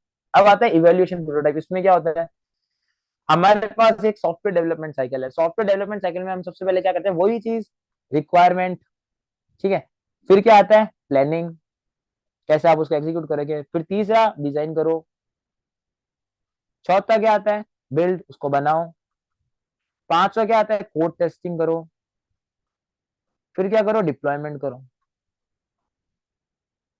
प्लस मेंटेनेंस तो आएगा ही। ठीक है, तो अगर आपने एक पूरा चीज बना दी, ठीक है, सॉफ्टवेयर डेवलपमेंट साइकिल में आपने उसको पूरा क्रिएट कर दिया, उसको यूज करके आपने क्या बनाया, एक प्रोटोटाइप बिल्ड किया। राइट, आपने एक प्रोटोटाइप बिल्ड किया, फिर आपने उसी प्रोटोटाइप को इवेल्युएट करा। तो आपने उसको इवेल्युएट करा, तो अगर तो आपका इवेल्युएशन परफेक्ट है, ठीक है, अगर आपका इवेल्युएशन परफेक्ट है तो आप ऑपरेशन में चले गए। बट अगर ये परफेक्ट नहीं है, ठीक है, अगर ये परफेक्ट नहीं है, तो आप क्या कहें, वापस स्टार्टिंग में जाओगे और इसको डेवलप करोगे। और जब ये एक बार पूरा हो जाएगा, तब आप इसको डायरेक्ट ऑपरेशन मेंटेनेंस से फिर वापस भेज दोगे। आप इसको वापस इसके अंदर भेज देंगे, और अगर इसमें कोई और एरर आएगा तो हम वापस इसको सॉफ्टवेयर डेवलपमेंट सेक्शन में भेज देंगे। तो एक इवेल्युएशन प्रोटोटाइप है, यानी वो आपका जो प्रोटोटाइप है वो कंटिन्यूसली इवॉल्व होता जाएगा, ठीक है, इस पर्टिकुलर प्रोसेस में। तो इसीलिए हम इसको इवेल्युएशन प्रोटोटाइपिंग के अंदर कंसिडर करते हैं। अब आता है एक इंक्रीमेंटल प्रोटोटाइप। इसका क्या मतलब होता है, इंक्रीमेंटल मतलब किसी चीज को इंक्रीमेंट ही करा जा रहा है ना यहाँ पर। तो यहाँ पर हम क्या बात करेंगे, सबसे पहले हम आइडेंटिफाई करेंगे कंपोनेंट्स को प्रोटोटाइप बनाने के लिए, फिर वापस उसको हम एसडीई में डालेंगे, एसडीसी में डालेंगे, सॉफ्टवेयर डेवलपमेंट साइकिल के अंदर इसको हम इसको पुट करेंगे। और जब हम इसको पुट कर देंगे, हम चेक करेंगे सिस्टम कंपोनेंट्स के हिसाब से क्या प्रॉपर्ली सारे सिस्टम कंपोनेंट्स हैं। अगर तो है तो फाइनल स्टेप ऑपरेशन और मेंटेनेंस में चला जाएगा, बट अगर नहीं है तो हम यहाँ पर क्या करने वाले हैं, इंक्रीमेंट डिलीवर करके उसको वापस स्टार्टिंग में भेज देंगे। सिंपल सी बात। अब यहाँ पर हम जब इंक्रीमेंट डिलीवर कर रहे हैं, इसी वजह से इसको इंक्रीमेंट वाली साइकिल के अंदर या इंक्रीमेंटल प्रोटोटाइप के अंदर कंसिडर किया गया है। अब प्रोटोटाइपिंग टेक्निक्स के अंदर हम जो बात करते हैं, पहले हम बात करते हैं लो फिडेलिटी प्रोटोटाइपिंग, जिसके अंदर हम मेजरली बात करते हैं जो पेन पेपर को यूज करके प्रोटोटाइपिंग होती है, वो सारी हम इसके अंदर बात करते हैं, लाइक स्केचिंग बनाना, स्टोरी बोर्ड्स बनाना, ठीक है, एक्सप्लोर करना, ये सभी चीजें लो फिडेलिटी प्रोटोटाइपिंग है। अगर मैं बात करूँ, ये देखो, ये जो मैंने डायग्राम्स यहाँ पर आपके लिए क्रिएट किए हुए हैं, ये सारा एक लो फिडेलिटी प्रोटोटाइपिंग है, जिसमें मैं एक स्टोरी बोर्ड के फॉर्म में बना रहा हूँ, या एक स्केचेस के फॉर्म में, या एक रफ के अंदर मैं इस चीज को बना के रख रहा हूँ। मीडियम फिडेलिटी के अंदर मैं कुछ सॉफ्टवेयर को यूज करूंगा डिजाइनिंग यूज करने के लिए, कुछ डिजाइनिंग स्पेसिफिक डिजाइनिंग टूल्स को यूज करूंगा। अगर मैं बात करूँ मेजरली जो यूज आते हैं इस पर्टिकुलर थिंग में, जो कि आपके लिए आ सकता है, Figma, it is a great tool to be use, Canva, this is also can use, XD, which also you can use, right. ये जो टूल्स है इनको आप यूज कर सकते हो एक मीडियम फिडेलिटी प्रोटोटाइपिंग बनाने के लिए, ठीक है। ये तो है मेजर चीज है, राइट। इसको यूज करके आप एक वर्किंग छोटा सा प्रोटोटाइप बना सकते हो। और यहाँ पर होता है, it is of two type, पहला एक वर्टिकल और एक होता है हॉरिजॉन्टल। वर्टिकल बेसिकली क्या होता है, कुछ ऐसे तरीके की प्रोटोटाइपिंग बनाना जो कि ऊपर से नीचे तक आ रही हो, या आप ये मान सकते हो कि अब से लेकर कॉलम वाइज चल रही हो, राइट। बट अगर मैं हॉरिजॉन्टल की बात करूंगा तो एक रो के अंदर चीजें अलाइन होगी, जो कि आप स्ट्रक्चर देख सकते हो। ये दो तरीके की मीडियम फिडेलिटी प्रोटोटाइपिंग है। हाई फिडेलिटी प्रोटोटाइपिंग के अंदर में हम क्या करते हैं, हम एक फंक्शनल प्रोटोटाइप बनाते हैं, पूरा का पूरा एक फंक्शनल प्रोटोटाइप बनाएंगे, ठीक है, जो कि आप उनको दिखा सको। आप इसको एक बहुत इंपॉर्टेंट टर्म इस तरीके की चीजों को कहा जाता है जिसको हम बोलते हैं बीटा वर्जन, राइट। वो जो भी चीजें होती है जो आप एक परफेक्ट सिस्टम बना देते हो छोटा सा, वो हो जाता है हाई फिडेलिटी प्रोटोटाइपिंग। लो के अंदर आप स्केचेस तक पहुंचे, मीडियम आपने कुछ टूल्स को यूज करके उसकी डिजाइनिंग करी, और हाई में आपने उस पर्टिकुलर सिस्टम को छोटे फॉर्म में बना दी। जीयूआई बेसिकली एक वो इंटरफेस है। अब जीयूआई एक इंपॉर्टेंट टॉपिक है, it's most important topic when it comes to HCI. So GUI के अंदर हम किसकी बात करते हैं, तो जीयूआई बेसिकली एक इंटरफेस है जो कि क्या करता है, यूजर को अलाउ करता है इंटरेक्ट करना डिफरेंट इलेक्ट्रॉनिक डिवाइसेस के अंदर, using icons and other visual indicators, ठीक है। आइकन्स मतलब बेसिकली क्या है कि यूजर किस तरीके से डिवाइसेस से इंटरेक्ट करेगा, वो जीयूआई का खेल है पूरा, ठीक है। समझ में आ गया, इस डायग्राम से आप समझ सकते हो where the GUI is here, where the GUI lies, right?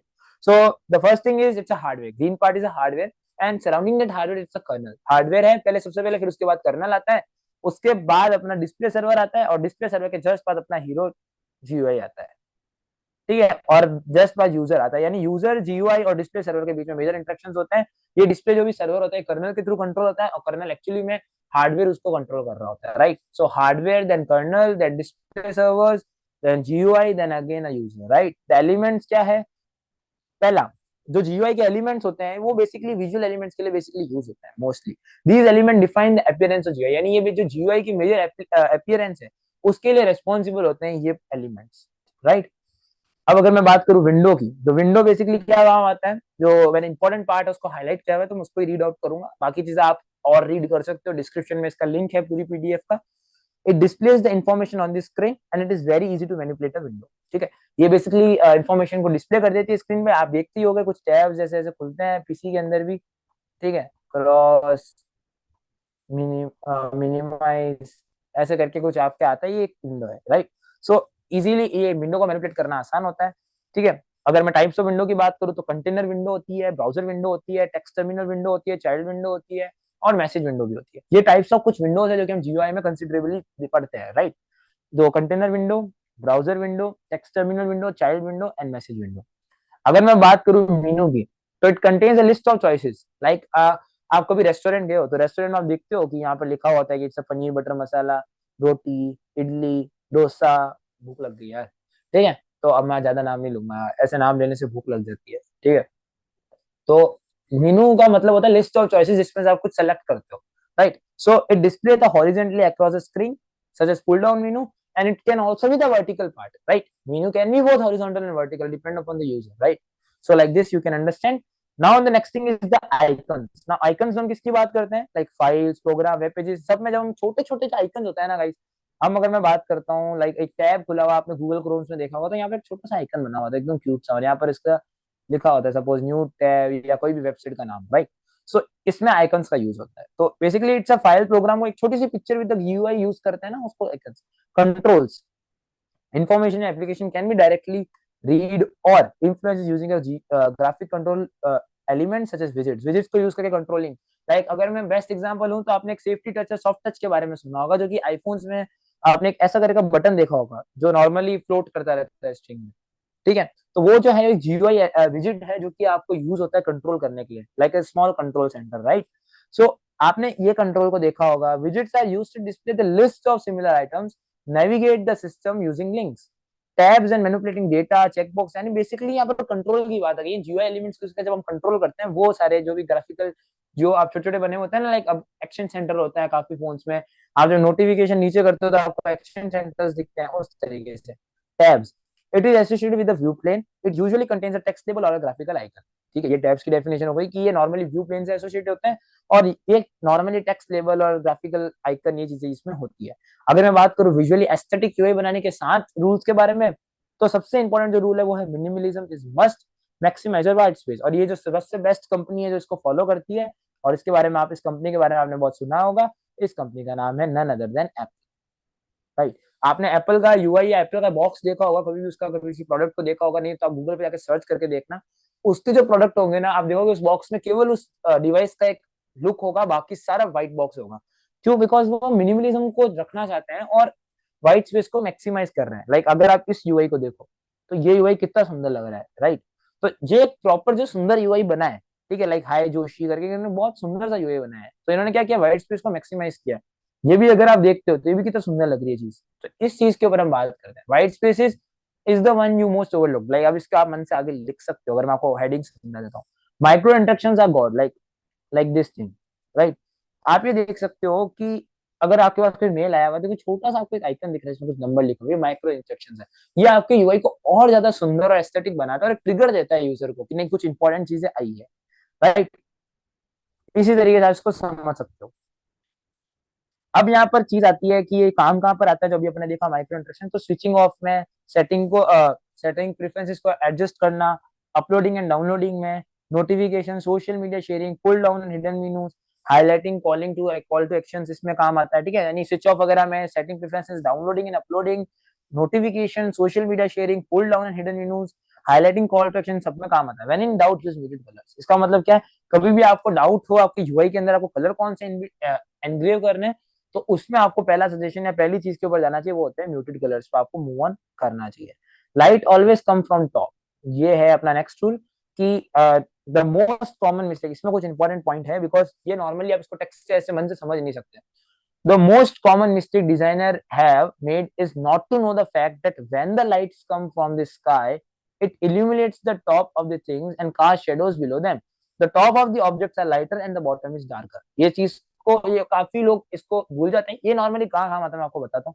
अगर आपको किसी बटन को डिजाइन करना है, या अगर आपको फिजिकल वर्ल्ड में बात करूँ, तो सपोज आपको किसी एक सपोज गोरिल्ला मार्केटिंग के अंदर क्या होता है कि आप अलग अलग तरह की चीजें डेवलप करते हो। गोरिल्ला मार्केटिंग के बारे में जिन लोगों ने नहीं सुना होगा, तो ये कुछ अलग तरीके की मार्केटिंग, जैसे एक किटकैट को आपने पड़ा हुआ दिखा दिया रोड के ऊपर, तो मतलब कुछ अलग तरीके से मार्केटिंग भी होती है।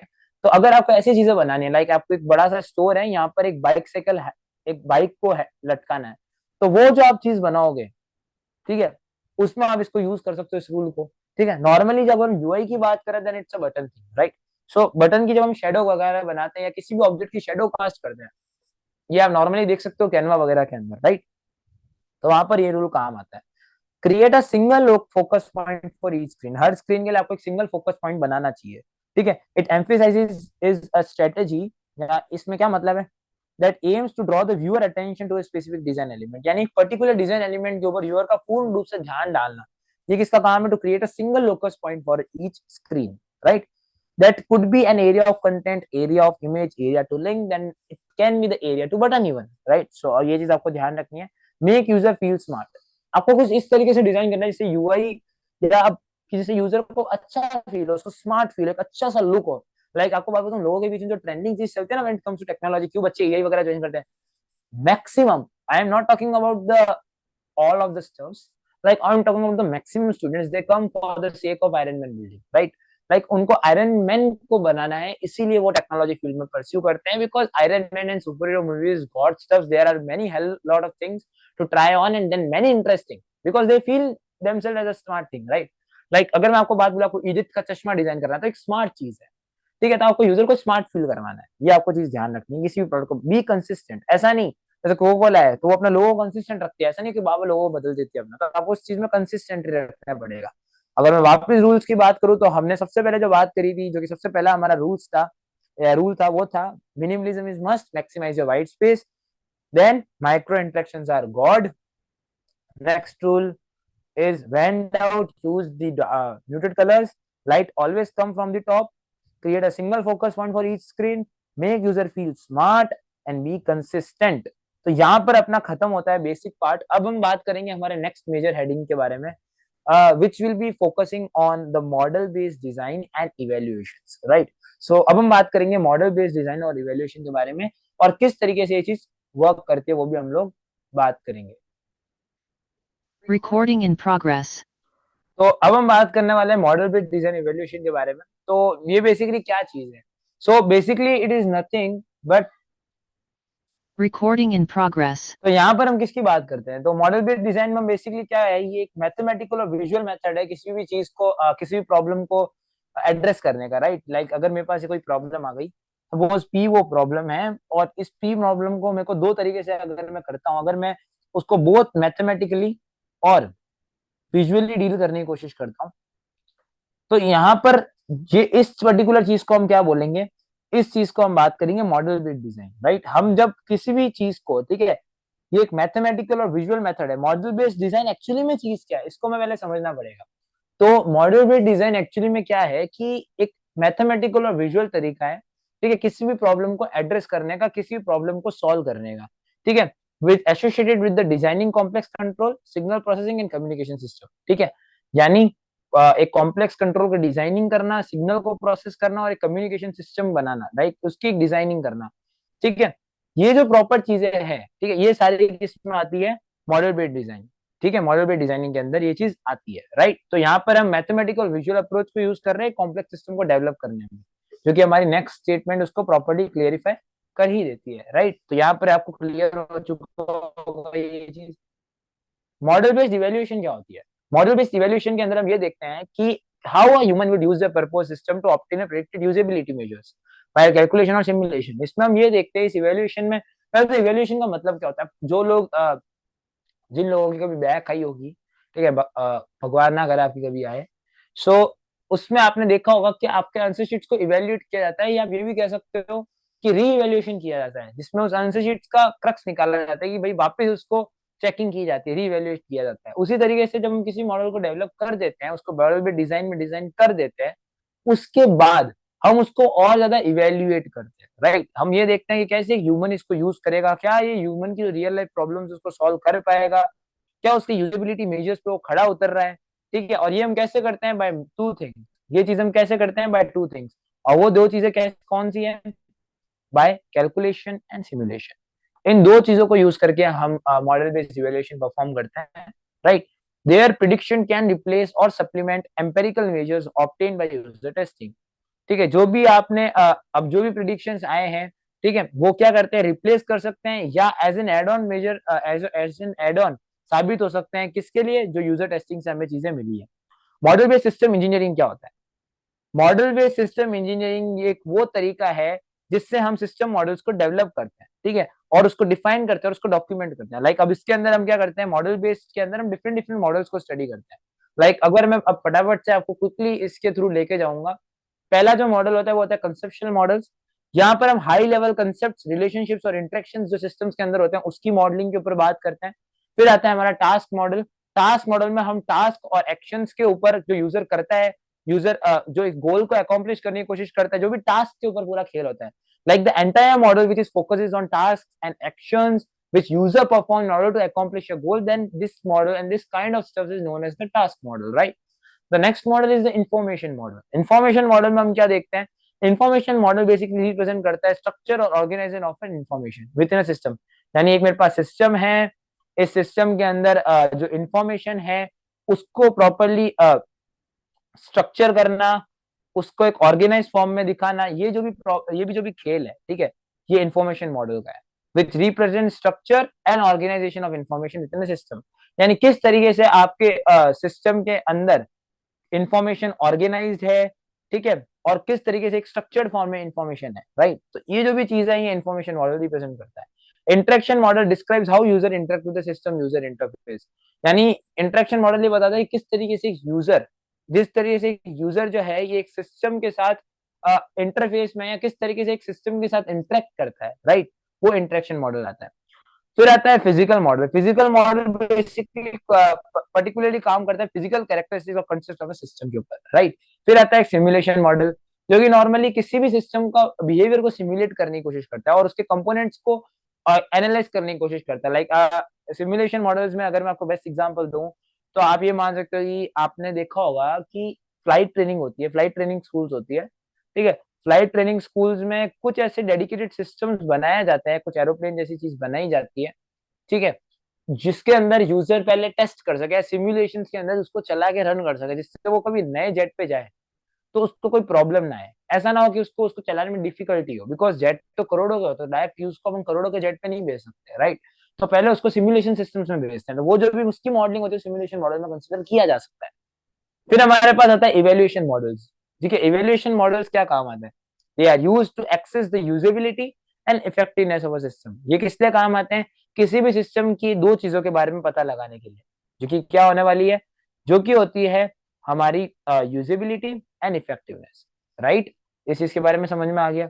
अब हम जो इंपॉर्टेंट चीज के बारे में बात करें वो करेंगे गोम्स के बारे में, बिकॉज गोम्स एक वो चीज है जो कि नॉर्मली सारी यूनिवर्सिटी एग्जाम्स में भी पूछा जाता है, और जो गोम्स मॉडल का खेल है ना बहुत ज्यादा इंपॉर्टेंट है, बिकॉज यहाँ पर हम दो अलग मॉडल के बारे में बात करते हैं। वो दो जो मॉडल है ना वो अपने आप में बहुत इंपॉर्टेंट है when it comes to HCI part, right. अगर हम पूरे एचसीआई की बात करें तो ये कैलकुलेशन स्टेप के अंदर बहुत इंपॉर्टेंट है। हम इसके अंदर ट्रैक डाउन करने की कोशिश करेंगे कि किस तरीके से आपका एक क्लिक भी जो आप करते हो या कीबोर्ड पे एक बटन भी जो प्रेस करते हो वो कैसे डिपेंडेंट होता है, राइट, उसके ऊपर भी हम बात करेंगे। तो यहाँ पर हम सबसे पहले बात करने वाले हैं गोम्स के फुल फॉर्म से। इसमें भी मैंने इंपॉर्टेंट पॉइंट्स को हाईलाइट किया हुआ है, so it will not take much of your time, right. Like GOMS में अगर हम बात करते हैं तो G stands for the goals. Firstly G stands for the goals, O stands for the operators, M stands for the methods and S stands for the selection rules, right? These are the, you know, what the GOM stands for. So G is for goals, O for operators, M for methods, S for selection rules, right? तो अब ये किस लिए काम आता है, ये इसका खेल क्या है, ठीक है। It is use to analyse, it's aims to analyse and predict the time and effort required by user to perform the task by breaking them into the smaller components. यानी एक यूजर है, ठीक है, मैं आपको बताता हूँ इसका मेजर खेल क्या है। इधर ले लेते हैं, सपोज इधर एक यूजर को ले लेते हैं। मेरे पास एक यूजर है बेचारा, ठीक है, भोला सा यूजर है, ठीक है। अब मेरे को एक फोन बनाना है इसके लिए, मेरे को इसके लिए क्या बनाना है, फोन बनाना है। तो मेरे को इस फोन का सबसे पहले तो यूआई इस तरीके से बनाना है जिससे ह्यूमन की साइकोलॉजी को डायरेक्टली वो अफेक्ट कर सके। इट मींस उसको एक साइकोलॉजी प्लेजर दे, वो एक ब्रेन प्लेजर दे उसको, ब्रेन प्लेजर, ठीक है। ऐसा मैं उसको बनाना चाहूंगा। Here comes the best part, ये चीज किसके अंदर आती है, it comes under the cognitive part. ठीक है, फिर मैं क्या चाहता हूं, इसके साथ साथ इसकी यूजेबिलिटी हो, यानी उसको आसानी से यूज कर सके, अट्रैक्टिव हो, ये सारी चीजें मैं देखूंगा। तो अब इस फोन को बनाने के लिए मैं क्या प्रोसेस लूंगा, इसको बनाने के लिए मैं क्या करूंगा, इस फोन को तोड़ दूंगा दो में, पहले हार्डवेयर और सॉफ्टवेयर में। अब सॉफ्टवेयर की टीम अलग बनाऊंगा, हार्डवेयर की टीम अलग बनाऊंगा। तो मैंने क्या किया, कॉम्प्लेक्स प्रॉब्लम को छोटे में तोड़ दिया।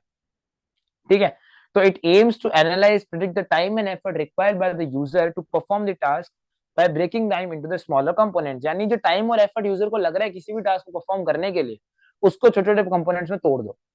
यही है तुम्हारा क्या, गोम्स लॉ का मेन क्रक्स। ठीक है, यहाँ पर हम दो चीजों के बारे में देखते हैं, ह्यूमन कंप्यूटर इंटरेक्शन किस तरीके से हम इजी कर सकें, और जो कॉग्निटिव पार्ट है दिमाग का, कि किसी भी सिस्टम को यूज करते हुए इंसान क्या सोचता है, उसके बारे में हम देखेंगे। अब यहाँ पर एक जो गोम्स मॉडल के अंदर एक सब मॉडल है, इसका नाम है KLM। KLM स्टैंड्स फॉर की स्ट्रोक लेवल मॉडल। इसमें हम क्या देखते हैं, it's a simplified Gomes model that focuses on predicting task completion time. ये प्रॉपर्ली किस पे फोकस कर रहा है, टास्क कंप्लीशन टाइम पे। ठीक है, प्रिडिक्ट करना, predicting the task completion time based on the time required for basic cognitive and motor operation. ठीक है, यानी based on the time required for basic cognition and motor operations, ये predict करने की कोशिश करता है। आपकी कॉग्निटिव साइकोलॉजी को बेसिकली यूज करके, आपकी जो कॉग्निटिव साइकोलॉजी है, ठीक है, कॉग्निटिव साइकोलॉजी को यूज करके ये बंदा ये चीज प्रिडिक्ट करने की कोशिश करता है, ये मॉडल ये चीज प्रिडिक्ट करने की कोशिश करता है कि आपको उस टास्क को कंप्लीट करने में कितना टाइम लगेगा। समझ में आया, यानी आपके दिमाग की जो बिहेवियल पैटर्न्स हैं उसको यूज करके ये प्रिडिक्ट करने की कोशिश करता है कि अगर आपने एक बटन क्लिक भी किया है, आप कोई भी एक फंक्शनलिटी परफॉर्म कर रहे हो उस डिवाइस के अंदर, तो उसका में आपको कितना टाइम लगेगा। ठीक है, अब यहाँ पर ऑपरेटर्स कौन से होंगे KLM के अंदर, लाइक हमने देखा था गोम्स के अंदर गोल्स होता है, फिर ऑपरेटर्स होता है, राइट। सो जो ऑपरेटर्स होंगे उसके बारे में अगर हम बात कर लेते हैं, तो यहाँ पर ऑपरेटर्स में जो पहला ऑपरेटर होगा, इट इज अ की स्ट्रोक। ठीक है, कि भाई कितना टाइम लगता है यूजर को एक की दबाने में। फिर आता है पॉइंटिंग, की माउस को कर्सर को वहां तक लेके जाने में, पॉइंट करने में कितना टाइम लगता है। फिर आता है mental, which require the time for the mental operation, किस पे क्लिक करूँ या नहीं करूँ, which is such as remembering and making decisions. फिर आता है सिस्टम रेस्पॉन्स, किस time for the system to respond to the user action, यानी जो यूजर ने एक्शन परफॉर्म किया उससे सिस्टम ने क्या रेस्पॉन्स दिया, राइट। तो ये कुछ ऑपरेटर्स के बारे में बात करें हमने गोम्स के अंदर। तो गोल्स क्लियर है, ऑपरेटर्स क्लियर है, मेथड्स भी क्लियर है, सिलेक्शन रूल्स भी क्लियर है, राइट। अब हम आगे चलते हैं नेक्स्ट, जो कि CM and goals, CNM Gomes. अब यहाँ पर CMM का फुल फॉर्म क्या है, लाइक ऊपर अपन देखा था की स्ट्रोक लेवल मॉडल, राइट। तो यहाँ पर CMN क्या है, यहाँ पर C stand for cognitive motor and perceptual, right. यहाँ पर it's extended version of Gomes, वहां हमने देखा था इट्स सिंप्लीफाइड वर्जन, ये क्या एक एक्सटेंडेड वर्जन है। ठीक है, टर्म्स को देखना, की स्ट्रोक में अपन ने क्या देखा था, इट इज एन बेसिकली अपन ने क्या देखा, it's simplified Gomes, right. But when you talk about the CMN, तो it's an extended version of Gomes. Worms memory का एक extended version है which includes additional cognitive and perceptual process. It considers not only the keystroke, मतलब इसमें keystroke और mouse click को भी consider किया जाता है, but also the cognitive activities, but major highlight जो होता है वो cognitive activities पे ही इसका रहेगा, which involve the understanding and processing time. I hope you understand it. अब यहाँ पर components या operators की अगर मैं बात करूँ तो कौन कौन से होंगे, यहाँ पर मेरे पास होंगे cognitive processes सबसे पहले, which includes processes such as perception, memory, retrieval, decision making। इसमें से आपको 3 याद रख लो हर में से, ठीक है। लाइक इधर मैं आपको ये 3 याद रखने को बोलूंगा। मोटर प्रोसेसेस के अंदर बेसिकली हम क्या देखेंगे, जैसे interacting with the system, keyboard input और ये, राइट, ये चीजें देखेंगे अपन। Let me do it again, right. फिर आता है परसेप्चुअल प्रोसेसेस। अब यहाँ पर हम क्या देखने वाले हैं, विजुअल परसेप्शन, इंफॉर्मेशन प्रोसेसिंग, ये चीजें अपन देखने वाले हैं। अब अगर हम एप्लीकेशन की बात करें गोम्स मॉडल के अंदर, तो इसकी एप्लीकेशन क्या होती है, लाइक अगर मैं दोनों की मिला के बात करूं, तो इनका जो मेजर खेल है यहाँ पर काम आएंगे ये लोग टास्क एनालिसिस में। सबसे पहले कहाँ काम आएंगे, टास्क एनालिसिस के अंदर। ठीक है, जहां पर हम क्या करेंगे, कॉम्प्लेक्स टास्क को छोटे में तोड़ना, ठीक है, जिससे हम प्रॉब्लम सच एज बोटलनेक्स, ठीक है, एफिशिएंसी प्रॉब्लम, ऑप्टिमाइजेशन प्रॉब्लम्स ये सॉल्व कर सके। यानी कॉम्प्लेक्स टास्क को गोम्स मॉडल छोटे में तोड़ता है, तो हम टास्क एनालिसिस में भी इसका यूज ले सकते हैं, प्रिडिक्टिव एनालिसिस में भी इसका यूज लिया जा सकता है by estimating the completion time. GOMS model जो होता है प्रिडिक्टिंग करने में सबसे तेज होता है। ठीक है, interface evaluation, GOMS model can be used to evaluate existing interfaces, identify areas for improvement and guiding redefine efforts, right. यहाँ पर क्या होता है, गोम्स मॉडल किस लिए काम आ सकता है, to evaluate the existing interfaces, identify the areas for the evaluation, इसमें भी काम आता है। यानी पहले तो टास्क एनालिसिस में हमारे लिए काम आएगा, फिर प्रिडिक्टिव एनालिसिस में काम आएगा, प्रिडिक्ट करना कि किस तरीके से काम कितनी देर में होगा, अपने केएलएम में देखा ही था कि प्रिडिक्ट कर रहा है बेसिकली, और इंटरफेस इवैल्यूएशन में, ठीक है, कि भाई कौन कौन से ऐसे एरियाज है जिसको हम फर्दर और इंप्रूवमेंट्स के अंदर लेके जा सकते हैं।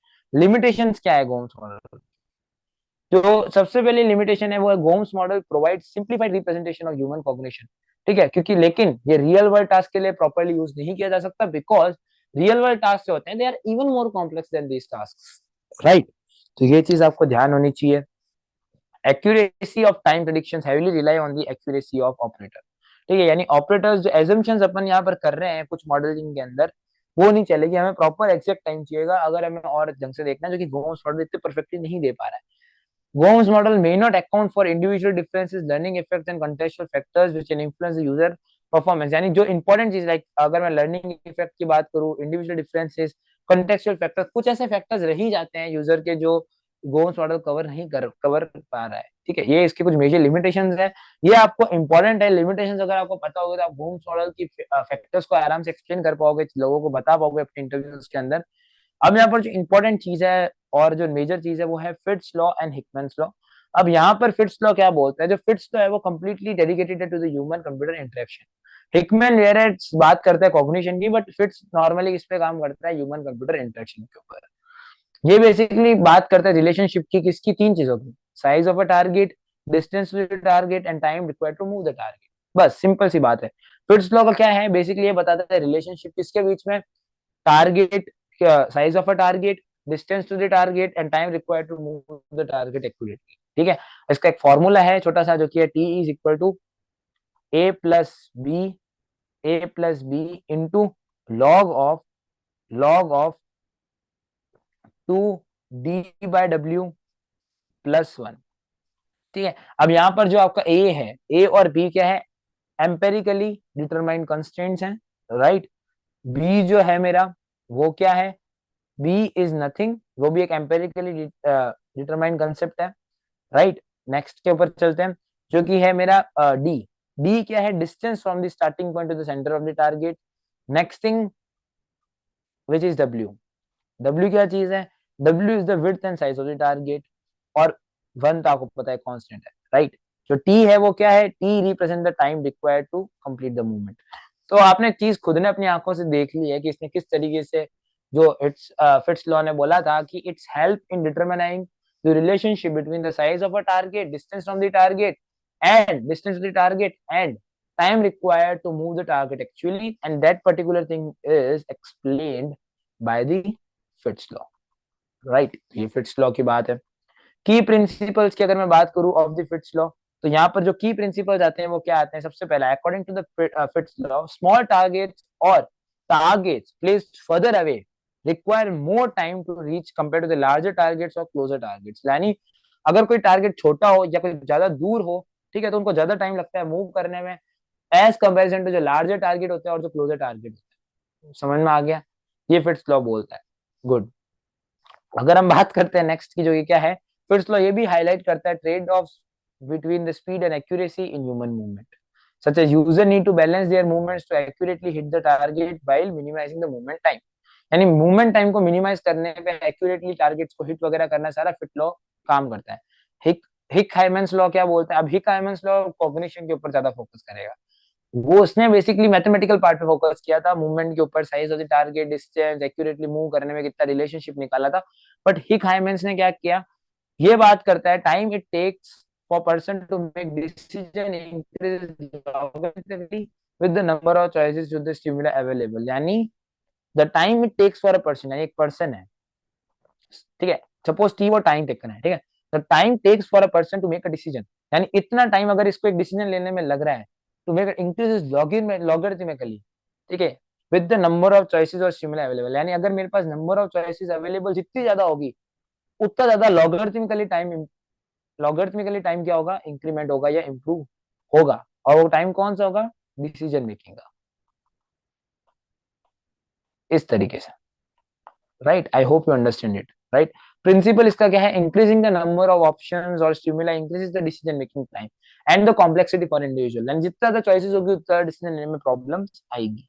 और ये प्रूव भी होती है, राइट। लाइक मेरी 2 जगह इंटर्नशिप्स लगी है, अब मेरे को समझ में नहीं आ रहा मैं जाऊँ किधर, बट इवेंचुअली मैंने डिसीजन लिया, right. I can reveal the name, but मैंने डिसीजन लिया।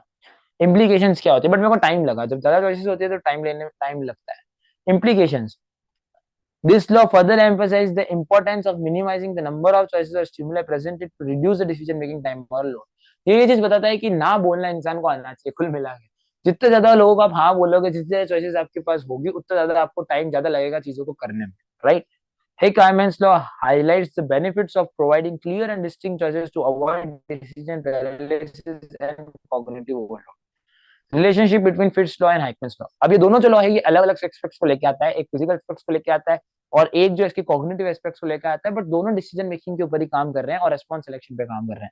जैसे फिट्स लॉ ये बोलता है कि भाई अपन ने बोला कि जो रिलेशनशिप निकलता है टाइम टेकन, ठीक है, जो रिलेशनशिप अपन ने निकाला था जो कि था a plus B into log of 2d/w+1, जो अपने निकाला था रिलेशनशिप, ये भी किस पे था, ये प्रॉपर्ली देख रहा बता रहा था कि जो हमारे एम्पेरिकली कंस्ट्रेंट्स हैं, जो डिस्टेंस है आपके टारगेट से, जो विड्थ है, साइज है आपका टारगेट से, ठीक है, और जो टाइम है आपको उस टारगेट को सेलेक्ट करने में जो लगेगा उसके बीच के बारे में बताया। और वहीं पर ही जो हाइकमैन्स लॉ था इसने आपको कॉग्निटिव एस्पेक्ट के बारे में बताया, रेस्पॉन्स सिलेक्शन। लेकिन दोनों का क्या है, रेस्पॉन्स सिलेक्शन में उसने ये बताया कि भाई जितनी ज्यादा चॉइसेस होगी उतना आपको ज्यादा टाइम लगेगा, जितना चॉइस लॉगरिथमिकली उतना आपका टाइम बढ़ता रहेगा डिसीजन मेकिंग में। दोनों बात किस पे कर रहे हैं, minimising the, both highlights the importance of minimising the complexity, ठीक है, minimising the complexity and cognitive load. और ये क्यों कर रहे हैं, to optimise the user performance and to reduce error of human computer interaction, ठीक है, बेसिकली ऑप्टिमाइज करने के लिए, ठीक है, प्लस रिडक्शन ऑफ एरर्स के लिए, इन दो के लिए, ठीक है, बेसिकली ये दोनों रूल्स काम कर रहे हैं, ठीक है। ये चीज आपको समझ में आई गई होगी। अब मॉडल बेस्ड केस स्टडीज हैं, ये आपको रीड करनी पड़ेगी खुद को, इसमें कुछ मैंने केस स्टडीज दी है, लाइक ऑटोमोटिव सिस्टम्स के बारे में बात करी गई है कि किस तरीके से ऑटोमेटिक सिस्टम्स डिजाइन होते हैं। लाइक आपको अगर ADS system using software tools हम पहले बनाएंगे, फिर उसको हम वापस इसमें आपको मैं कुछ मतलब बता देता हूँ, लाइक आपको इजी रहे। पहले आपको कोई भी केस स्टडी हो उसमें आपको प्रोसेस के अंदर सिस्टम मॉडलिंग करनी है सबसे पहले। लाइक आपको कोई भी सिस्टम बनाना है उसकी प्रॉपर मॉडलिंग करो, फिर उसको तोड़ो छोटे में। लाइक एक बड़ा सिस्टम बनाना है तो सब सिस्टम में तोड़ना पड़ेगा आपको, ठीक है, SS1, SS2, SS3, like SS4, like इन सब systems you have to take it. फिर उसको सिमुलेशन और टेस्टिंग के अंदर आपको डालना पड़ेगा। लाइक इसकी आपने टेस्टिंग करी, इसकी भी टेस्टिंग करी, इसकी भी आपने टेस्टिंग करी, इसकी भी आपने टेस्टिंग करी।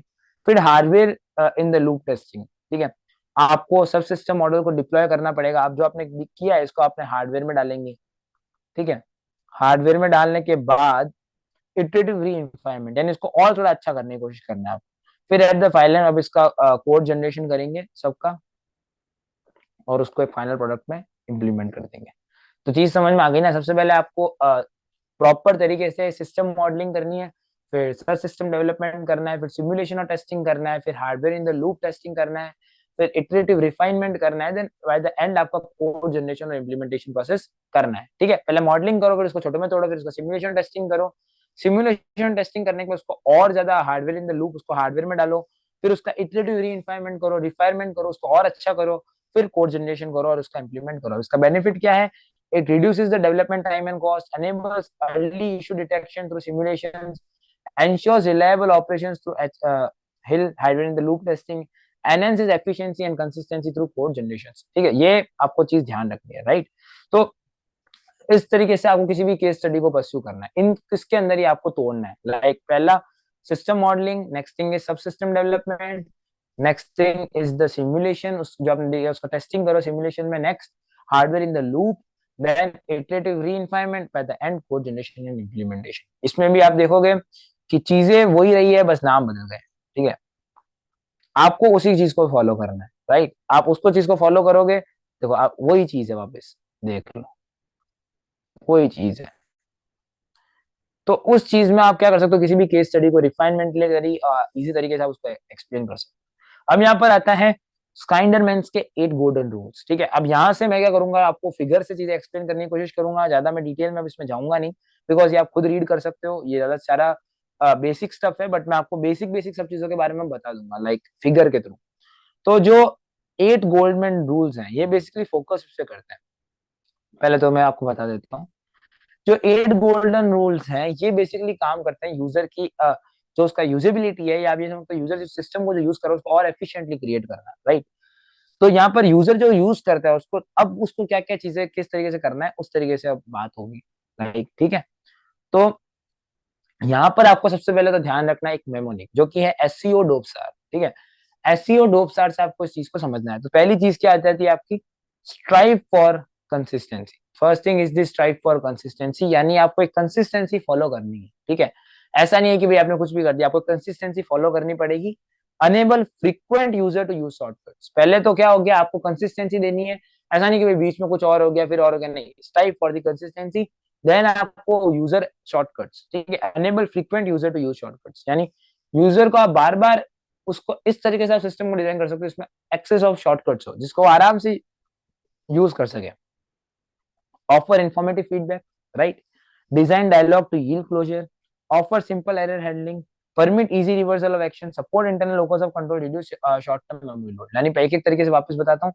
पहले अगर मैं बात करूँ स्ट्राइव फॉर कंसिस्टेंसी की, तो स्ट्राइव फॉर कंसिस्टेंसी में यानी familiar icons, colour, menu hierarchy, इन चीजों को यूज करना, ठीक है, जिससे यूजर कंफ्यूज ना हो आपकी उस ऐप के अंदर, ठीक है। जैसे आपके फोन के अंदर जो नीचे मेनू बना हुआ आता है छोटा सा, लाइक, ठीक है, आपने देखा होगा, लाइक बॉटम नेविगेशन बार जो होता है, like this.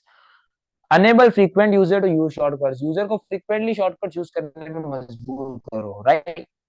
Offer informative feedback, user should know where they are and what is going on at all times, ठीक है। इंफॉर्मेटिव फीडबैक उनको मिलना चाहिए, पहले तो कंसिस्टेंसी होनी चाहिए, ठीक है। नेक्स्ट उसको शॉर्टकट ज्यादा से ज्यादा यूज करवाओ। तीसरा फीडबैक ऑफ इंफॉर्मेटिव फीडबैक उनको कंटिन्यूसली मिलना चाहिए।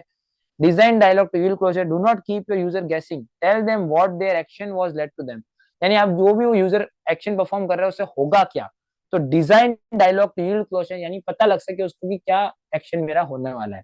Offer simple error handling, like एक फुल प्रूफ सिस्टम बनाओ, एक फुल प्रूफ सिस्टम बनाओ जिसमें एरर हैंडलिंग वगैरह चीजें भी, लाइक एरर वगैरह अगर आ भी जाते तो उसको किस तरीके से अवॉइड करना है वो भी प्रोसेस सारा इन्वॉल्व हो, स्टेप टू स्टेप चीजें लिखी हुई हो, right. Permit easy reversal of action, designer aim to offer user obvious way to reverse the action, आप इजीली एक्शंस को रिवर्स कर सको, ये भी आपको इस तरीके से चीजें बनाना है, right. Support internal locus of control, यानी सारी चीजों के अंदर आपको allow user to be initiators और एक्शंस, ठीक है, यानी यूजर ही उस चीज को एक्शंस को इनिशिएट करे, यानी यूजर को ये फील होना चाहिए कि वो कंट्रोल में, वो चीजें कंट्रोल कर रहे हैं। उनको इस तरीके से नहीं लगना चाहिए कि अपना आप चीजें हो रही, नहीं, यूजर एक फुल कंट्रोल यूजर को देने की कोशिश करनी है। Reduce short term memory load, इसका मतलब क्या है, interface should be simple as possible with proper information hierarchy and choosing recognition over recall, वो क्या चूज करना है, recognition over recall चूज करें, ठीक है। अब हम बात करेंगे नॉर्मन की जो 7 प्रिंसिपल्स है। Recording in तो progress. नॉर्मन के 7 प्रिंसिपल्स क्या, लाइक अभी अपन ने देखे थे जो 10 रूल्स अपन ने अभी देखे थे, 7 जो, सॉरी 8 प्रिंसिपल्स, नॉट 10, 8, 10 रूल वाला आगे आएगा, ठीक है।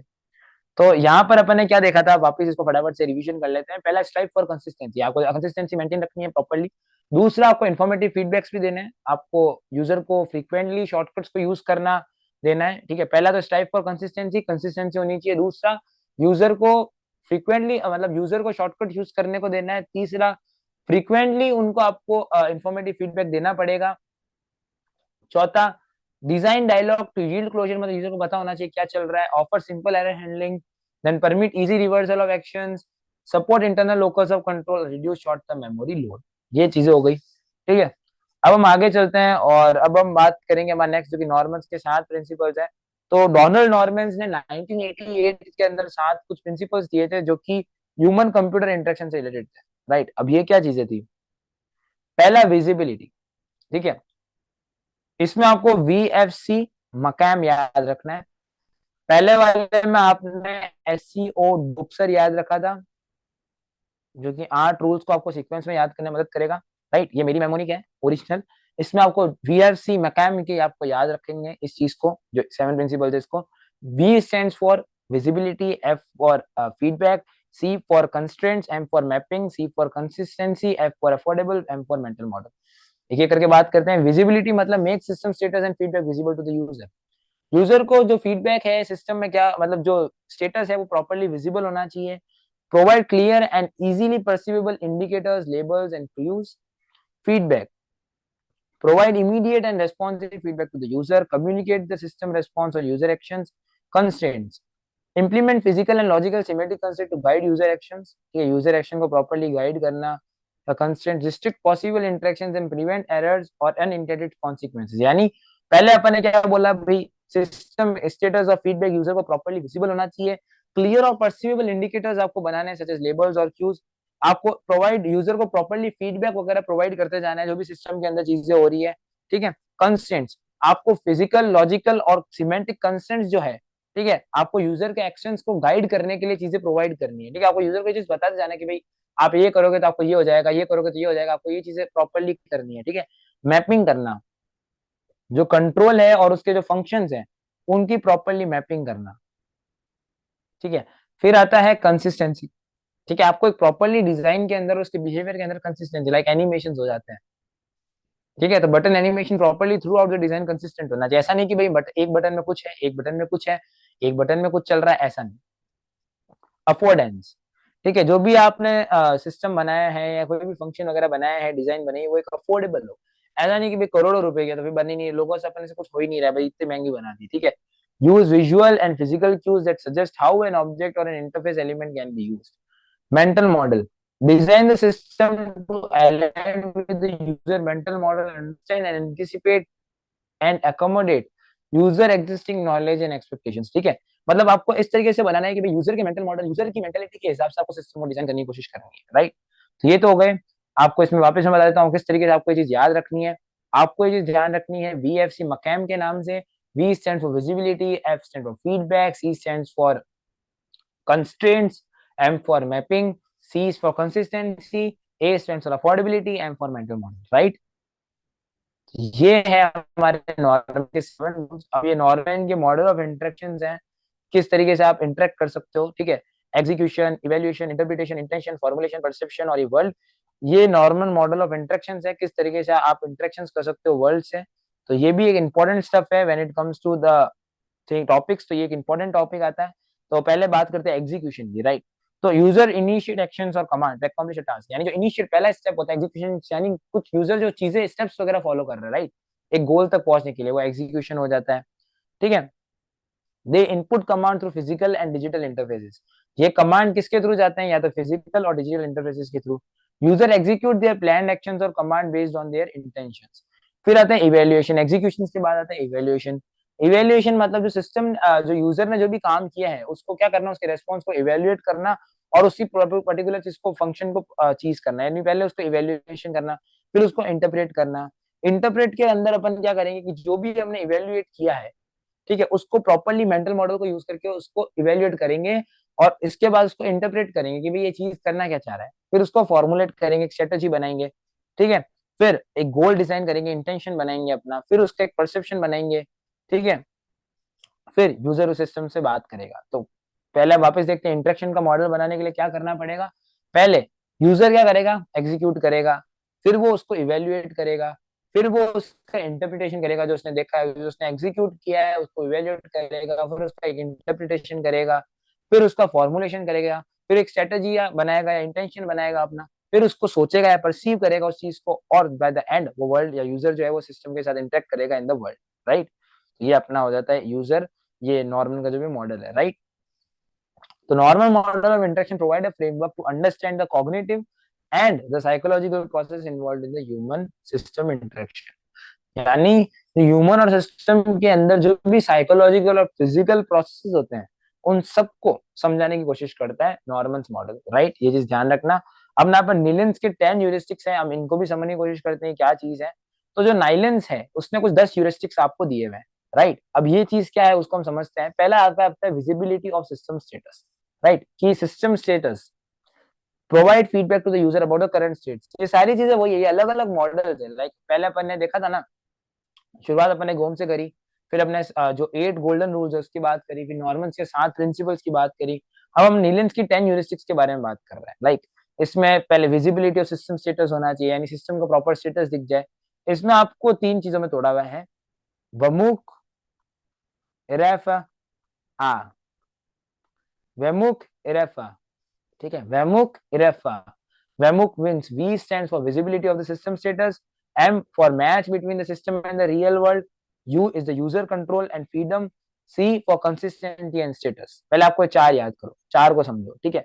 पहला क्या है, विजिबिलिटी ऑफ सिस्टम स्टेटस, यानी पहले यूजर को पता होना चाहिए कि मेरे सिस्टम में चल क्या रहा है, कोई दिक्कत दिक्कत तो नहीं आ रही है, ये चीजें पता होनी चाहिए हमको, यूजर को प्रॉपर फीडबैक प्रोवाइड करना पड़ेगा। फिर match between the system and the real world, यानी जो रियल वर्ल्ड में हो रहा है और जो मेरा सिस्टम है उसके बीच में क्या मैच है, वो अपन को देखना पड़ेगा। फिर रहेगा यूजर कंट्रोल एंड फीडबैक, यानी यूजर आराम से रीडू कर सके अपने एक्शन को या अनडू कर सके। फिर consistency and status, follow follow establish design convention and standards. फिर आपका आता है, ये तो हो गए चार चीजें जो मैंने आपको बताई, ठीक है। वेमुक, विमुक में पहला visibility of the user control, visibility of the system status, M stands for mapping between the system and the real world, ठीक है। U stands for user control and freedom, and C for consistency and standards, right. वापस repeat करेंगे, usability of system standards, ठीक है, system status की properly visibility हो, then M stands for mapping between the system and the real world, then U stands for user control and freedom, and then C stands for consistency and standards. अब हम अगर बात करेंगे next चीज की, जो कि है error prevention, recognition rather than recall, और flexibility and consistency to use।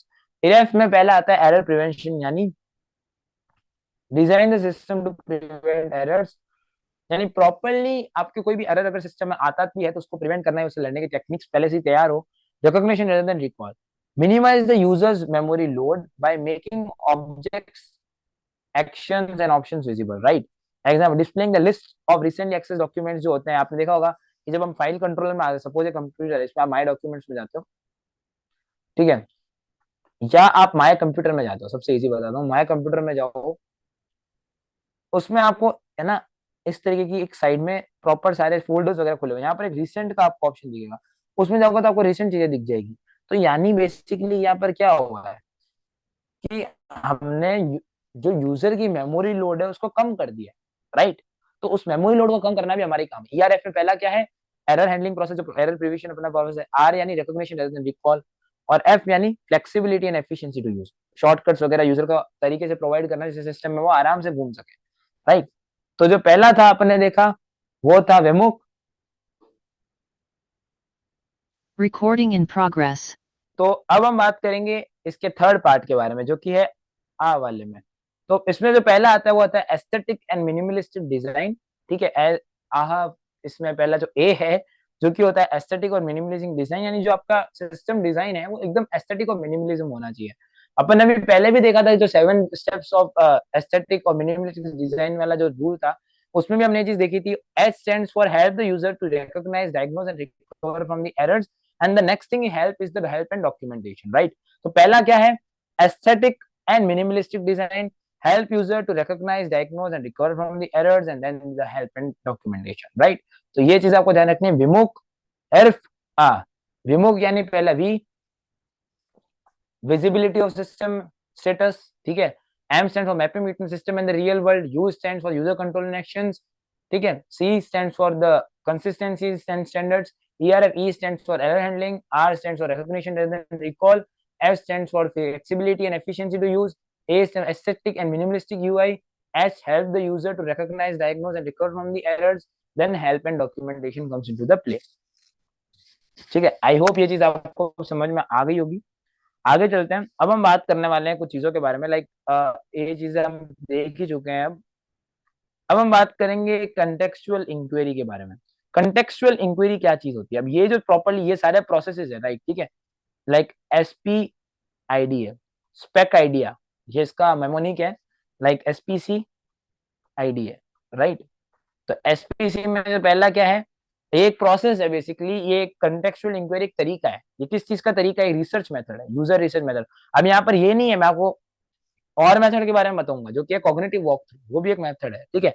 तो ये दोनों, ये क्या है, ये यूजर रिसर्च करने के तरीके है। एनोवा टेस्ट भी एक तरीका है, ठीक है। तो ये जो ये टेस्ट है, ये तरीके हैं, ये यूजर की रिसर्च की, बेसिकली यूजर का दिमाग जानने का तरीका है, राइट। कि किस तरीके से यूजर एक सिस्टम का नीड चाहता है, उसके हिसाब से हम उस सिस्टम को बना के उसको दे देंगे।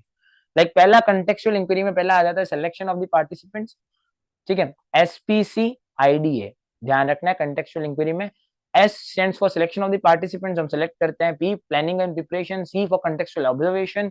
I for interviewing and discussion. D for documentation and A for analysis and synthesis. यानी पहला SPC में पहला S stands for the selection and of participants, हम participant को select करेंगे. P मतलब उसका planning और preparations करेंगे. C means the contextual observation देंगे अपना. अब एक चीज ध्यान रखना, हर रिसर्च मेथड में जो तीसरा मेथड होगा ना, तीसरा जो भी स्टेप होगा वो उसके टॉपिक के नाम पे होगा. ठीक है, अभी मैं आपको बताऊंगा आगे.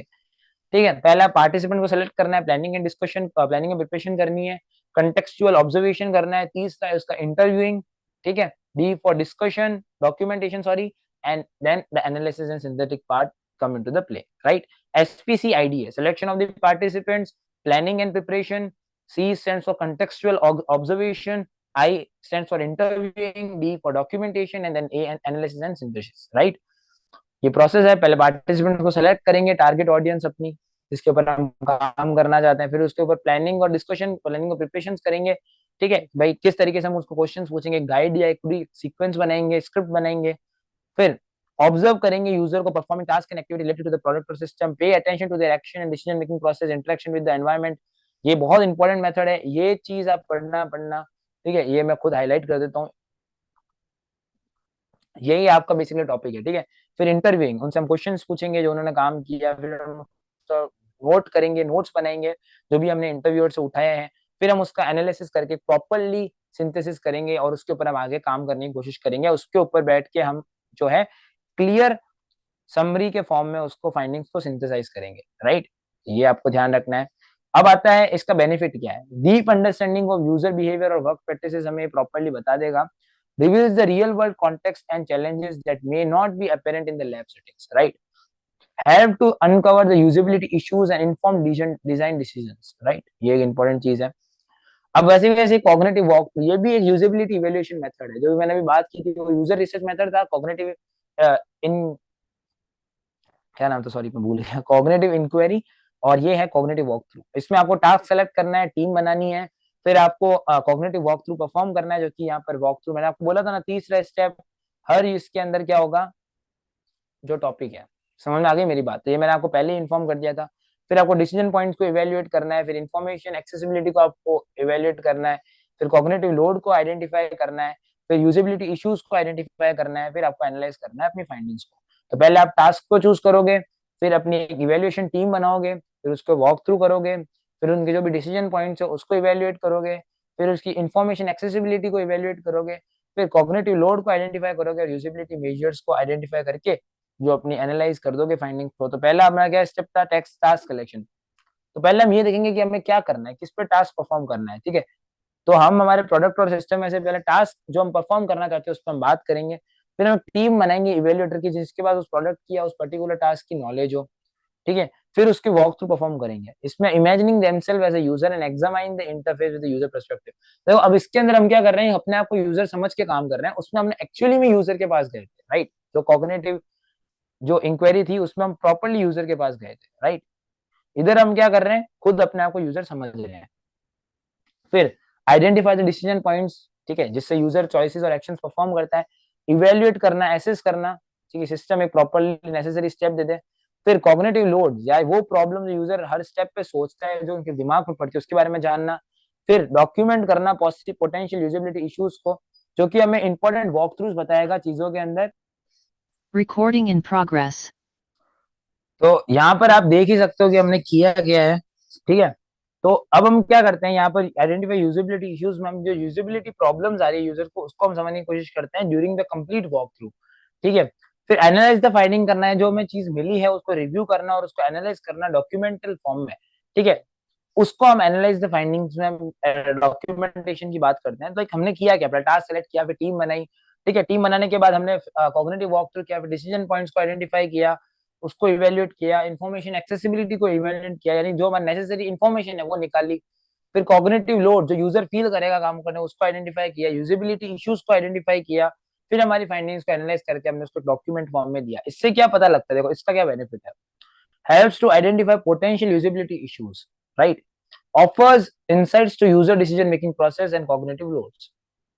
अब इसके बाद जो मेन इंपॉर्टेंट चीज है जो कि हमारे हिसाब से बहुत ज्यादा इंपॉर्टेंट है और उसका नाम है एम्पेरिकल रिसर्च मेथड्स, राइट। तो एम्पेरिकल रिसर्च मेथड एक्चुअली में क्या चीज है वो हम देखने की कोशिश करते हैं। तो एम्पेरिकल रिसर्च मेथड एचसीआई के अंदर आप ये मान सकते हो कि basically stands for the research methods, ठीक है, which involves the collection and analysing data of human computers and understand the user behaviour. यानी बेसिकली क्या है, एम्पेरिकल रिसर्च किस पे फोकस करता है, कलेक्टिंग एंड एनालाइजिंग डेटा।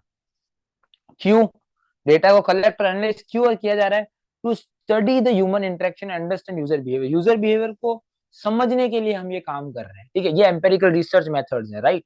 तो यहाँ पर हम जब बात करते हैं एम्पेरिकल रिसर्च मेथड्स की, तो हमें दो कंट्रीज का नाम पर याद लेना है। अगर आपको ये पॉइंट्स याद रखने हैं तो आपको कौन सी मेमोरी ट्रिक का यूज करना है इस चीज को याद रखने के लिए, तो आपको याद रखना है यूएई यूएस। इसका क्या मतलब हुआ, इसका मतलब पहला you stands for user,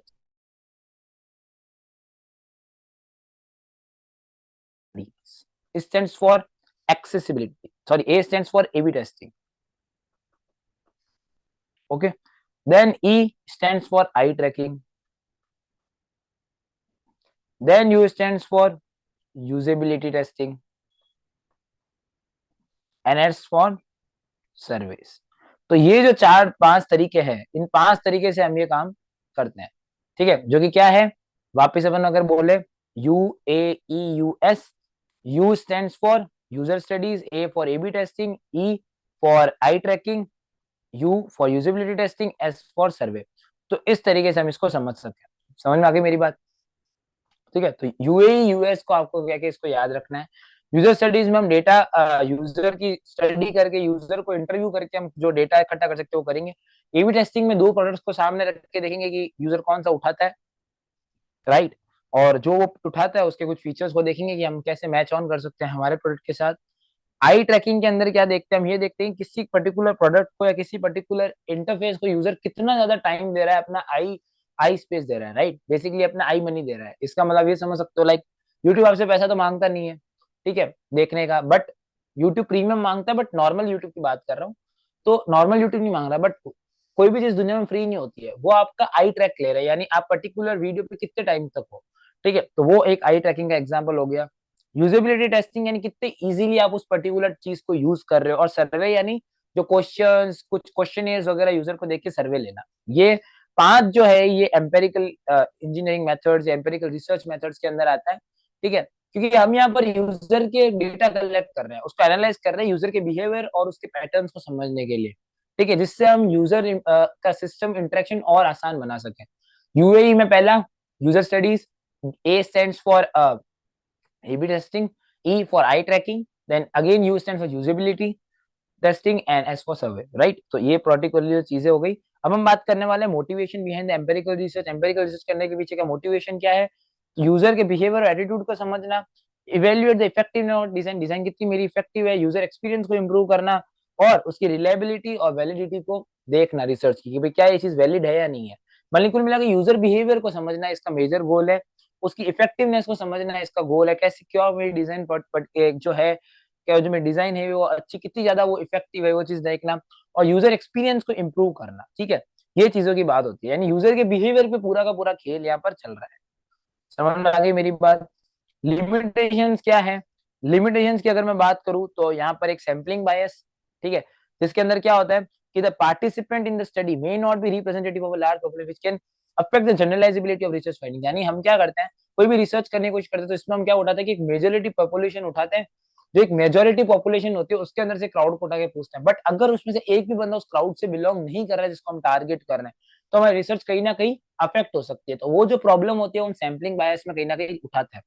self reported data हो जाता है, ऑब्जर्वेशन बाइस हो जाती है। सेल्फ रिपोर्टेड डेटा यानी जो कुछ ऐसे चीजें जो मेरे खुद के जो मैं भूल गया तो मैंने गलत दे दिया। ऑब्जर्वेशन बायस, इसका मतलब क्या होता है कि रिसर्चर जो डेटा खुद कलेक्ट करता है उससे कुछ गलती हो जाए। एक्सपेरिमेंटल एक्सपेक्टेंसी इफेक्ट, इसका मतलब क्या, when conducting the experiments the researcher expectations can influence the behaviour of the participants affecting validity of research finding. इसका मतलब क्या है कि जो एक्सपेरिमेंट जो परफॉर्म हो रहा है उसकी एक्सपेरिमेंट की वजह से किसी यूजर का बिहेवियर चेंज हो जाए तो दिक्कत आना।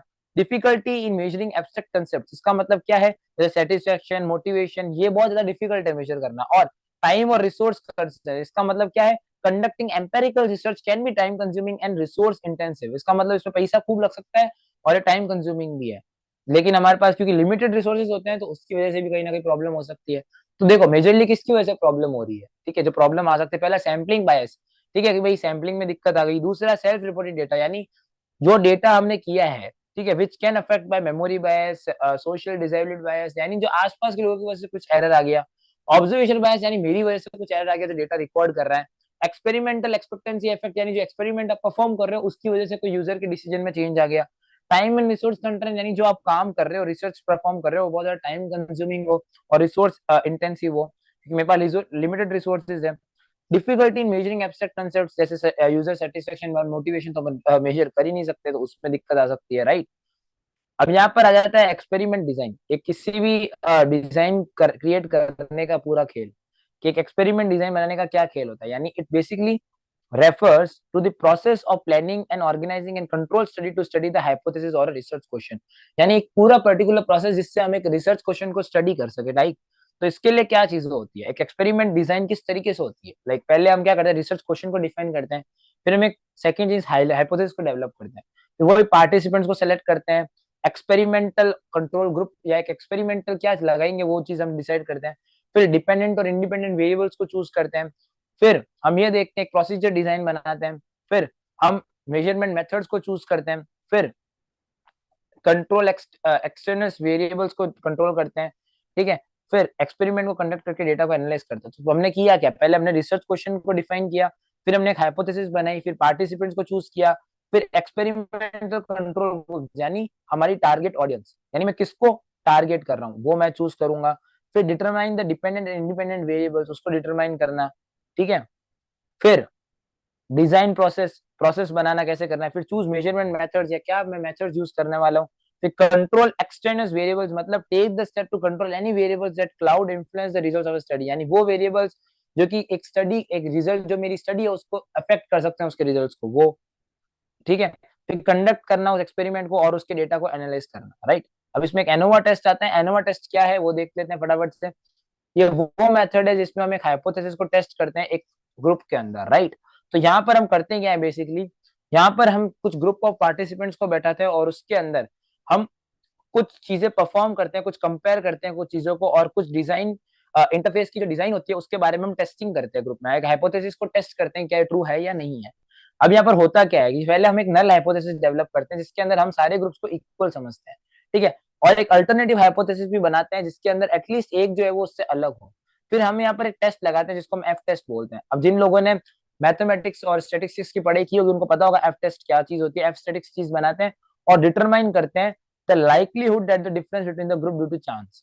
अब यहाँ पर एफ स्टेटिक्स जो हम बनाते हैं, अगर एफ स्टेटिक्स की वैल्यू क्रिटिकल वैल्यू से ज्यादा हो जाती है, ठीक है, तो हम क्या कर देते हैं, नल हाइपोथेसिस को रिजेक्ट कर देते हैं। अगर एफ स्टेटिक्स बड़ा हो गया क्रिटिकल वैल्यू से, यहाँ पर लिख देता हूँ, ठीक है, अगर बड़ा हो जाता है क्रिटिकल वैल्यू से तो अपन क्या करेंगे, नल हाइपोथेसिस को रिजेक्ट कर देंगे। बट अगर ये नहीं होता है, एफ स्टेटिस्टिक्स जो होता है ये छोटा हो जाता है क्रिटिकल वैल्यू से, तो हम एक्सेप्ट कर लेंगे नल, ठीक है, ये चीज हो गई, ठीक है।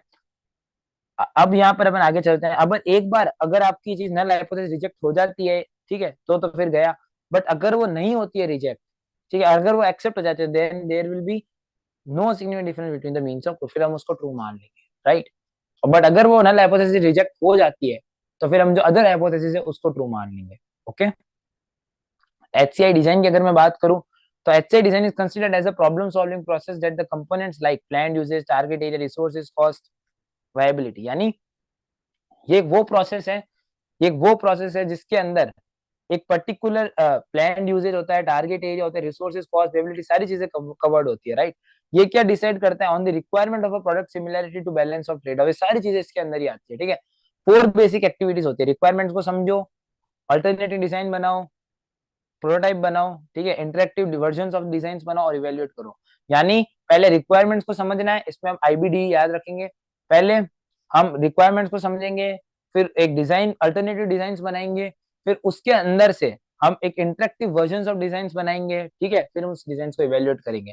पहला रिक्वायरमेंट्स को समझना है, दूसरा अल्टरनेटिव डिजाइन को बनाना है, तीसरा डेवलपिंग करना इंटरेक्टिव वर्जन ऑफ डिजाइन का, फिर इवेल्युएट करना।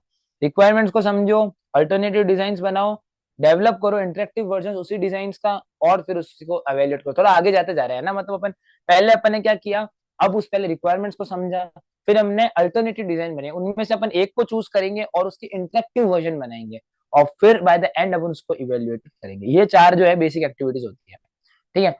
फोर थ्री प्रिंसिपल्स और यूजर सेंट्रिक अप्रोच क्या होते हैं, हमेशा यूजर के टास्क और यूजर पे फोकस करना, उसकी एम्पेरिकल मेजरमेंट करना, और इटरेटिव डिजाइन होनी चाहिए, यानी यूजर के परफॉर्मेंस के हिसाब से डिजाइन में चेंजेस होने चाहिए, ठीक है। डिजाइन मेथोलॉजी के अंदर हम चार चीजों के बारे में पढ़ते हैं, activity theory, user centred design, principles of user interface design, और वैल्यू सेंसिटिव डिजाइन।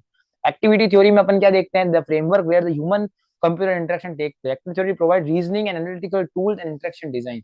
ये रीजनिंग प्रोवाइड करती है, एनालिटिकल टूल्स देती है, और इंटरेक्शन डिजाइन देती है, राइट। यूजर सेंटर्ड डिजाइन में हम क्या देखते हैं, वो डिजाइन जो कि यूजर और के हिसाब से पूर्ण रूप से बनी हुई होती है।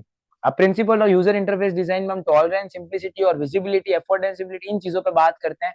ये 7 प्रिंसिपल्स जो है ये काम आते हैं यूजर इंटरफेस डिजाइन के अंदर। ये आप ढंग से वापस एक बार रीड आउट करना, जिसके अंदर टॉलरेंस, सिंप्लिसिटी, विजिबिलिटी, अफोर्डेंस, इसमें टॉलरेंस यानी कितना प्रॉपर्ली टॉलरेंट किया जा सकता है, फिर सिंप्लिसिटी कितनी डिजाइन सिंपल है, विजिबिलिटी दिखने में कैसी लग रही है, अफोर्डेंस क्या वो डिजाइन अफोर्डेबल है, फिर कंसिस्टेंसी क्या उसमें कंसिस्टेंसी फॉलो हो रही है एक जैसी चीज, स्ट्रक्चर उसका क्या स्ट्रक्चर एक अच्छा एक कॉम्प्लेक्स स्ट्रक्चर तो नहीं, इजी टू स्ट्रक्चर है, फिर एक फीडबैक यानी उसका वापस फीडबैक यानी इसमें क्या है और इंप्रूवमेंट किया जा सकता है और उसको वापस साइकिल स्टार्ट करना है स्टार्टिंग से, राइट।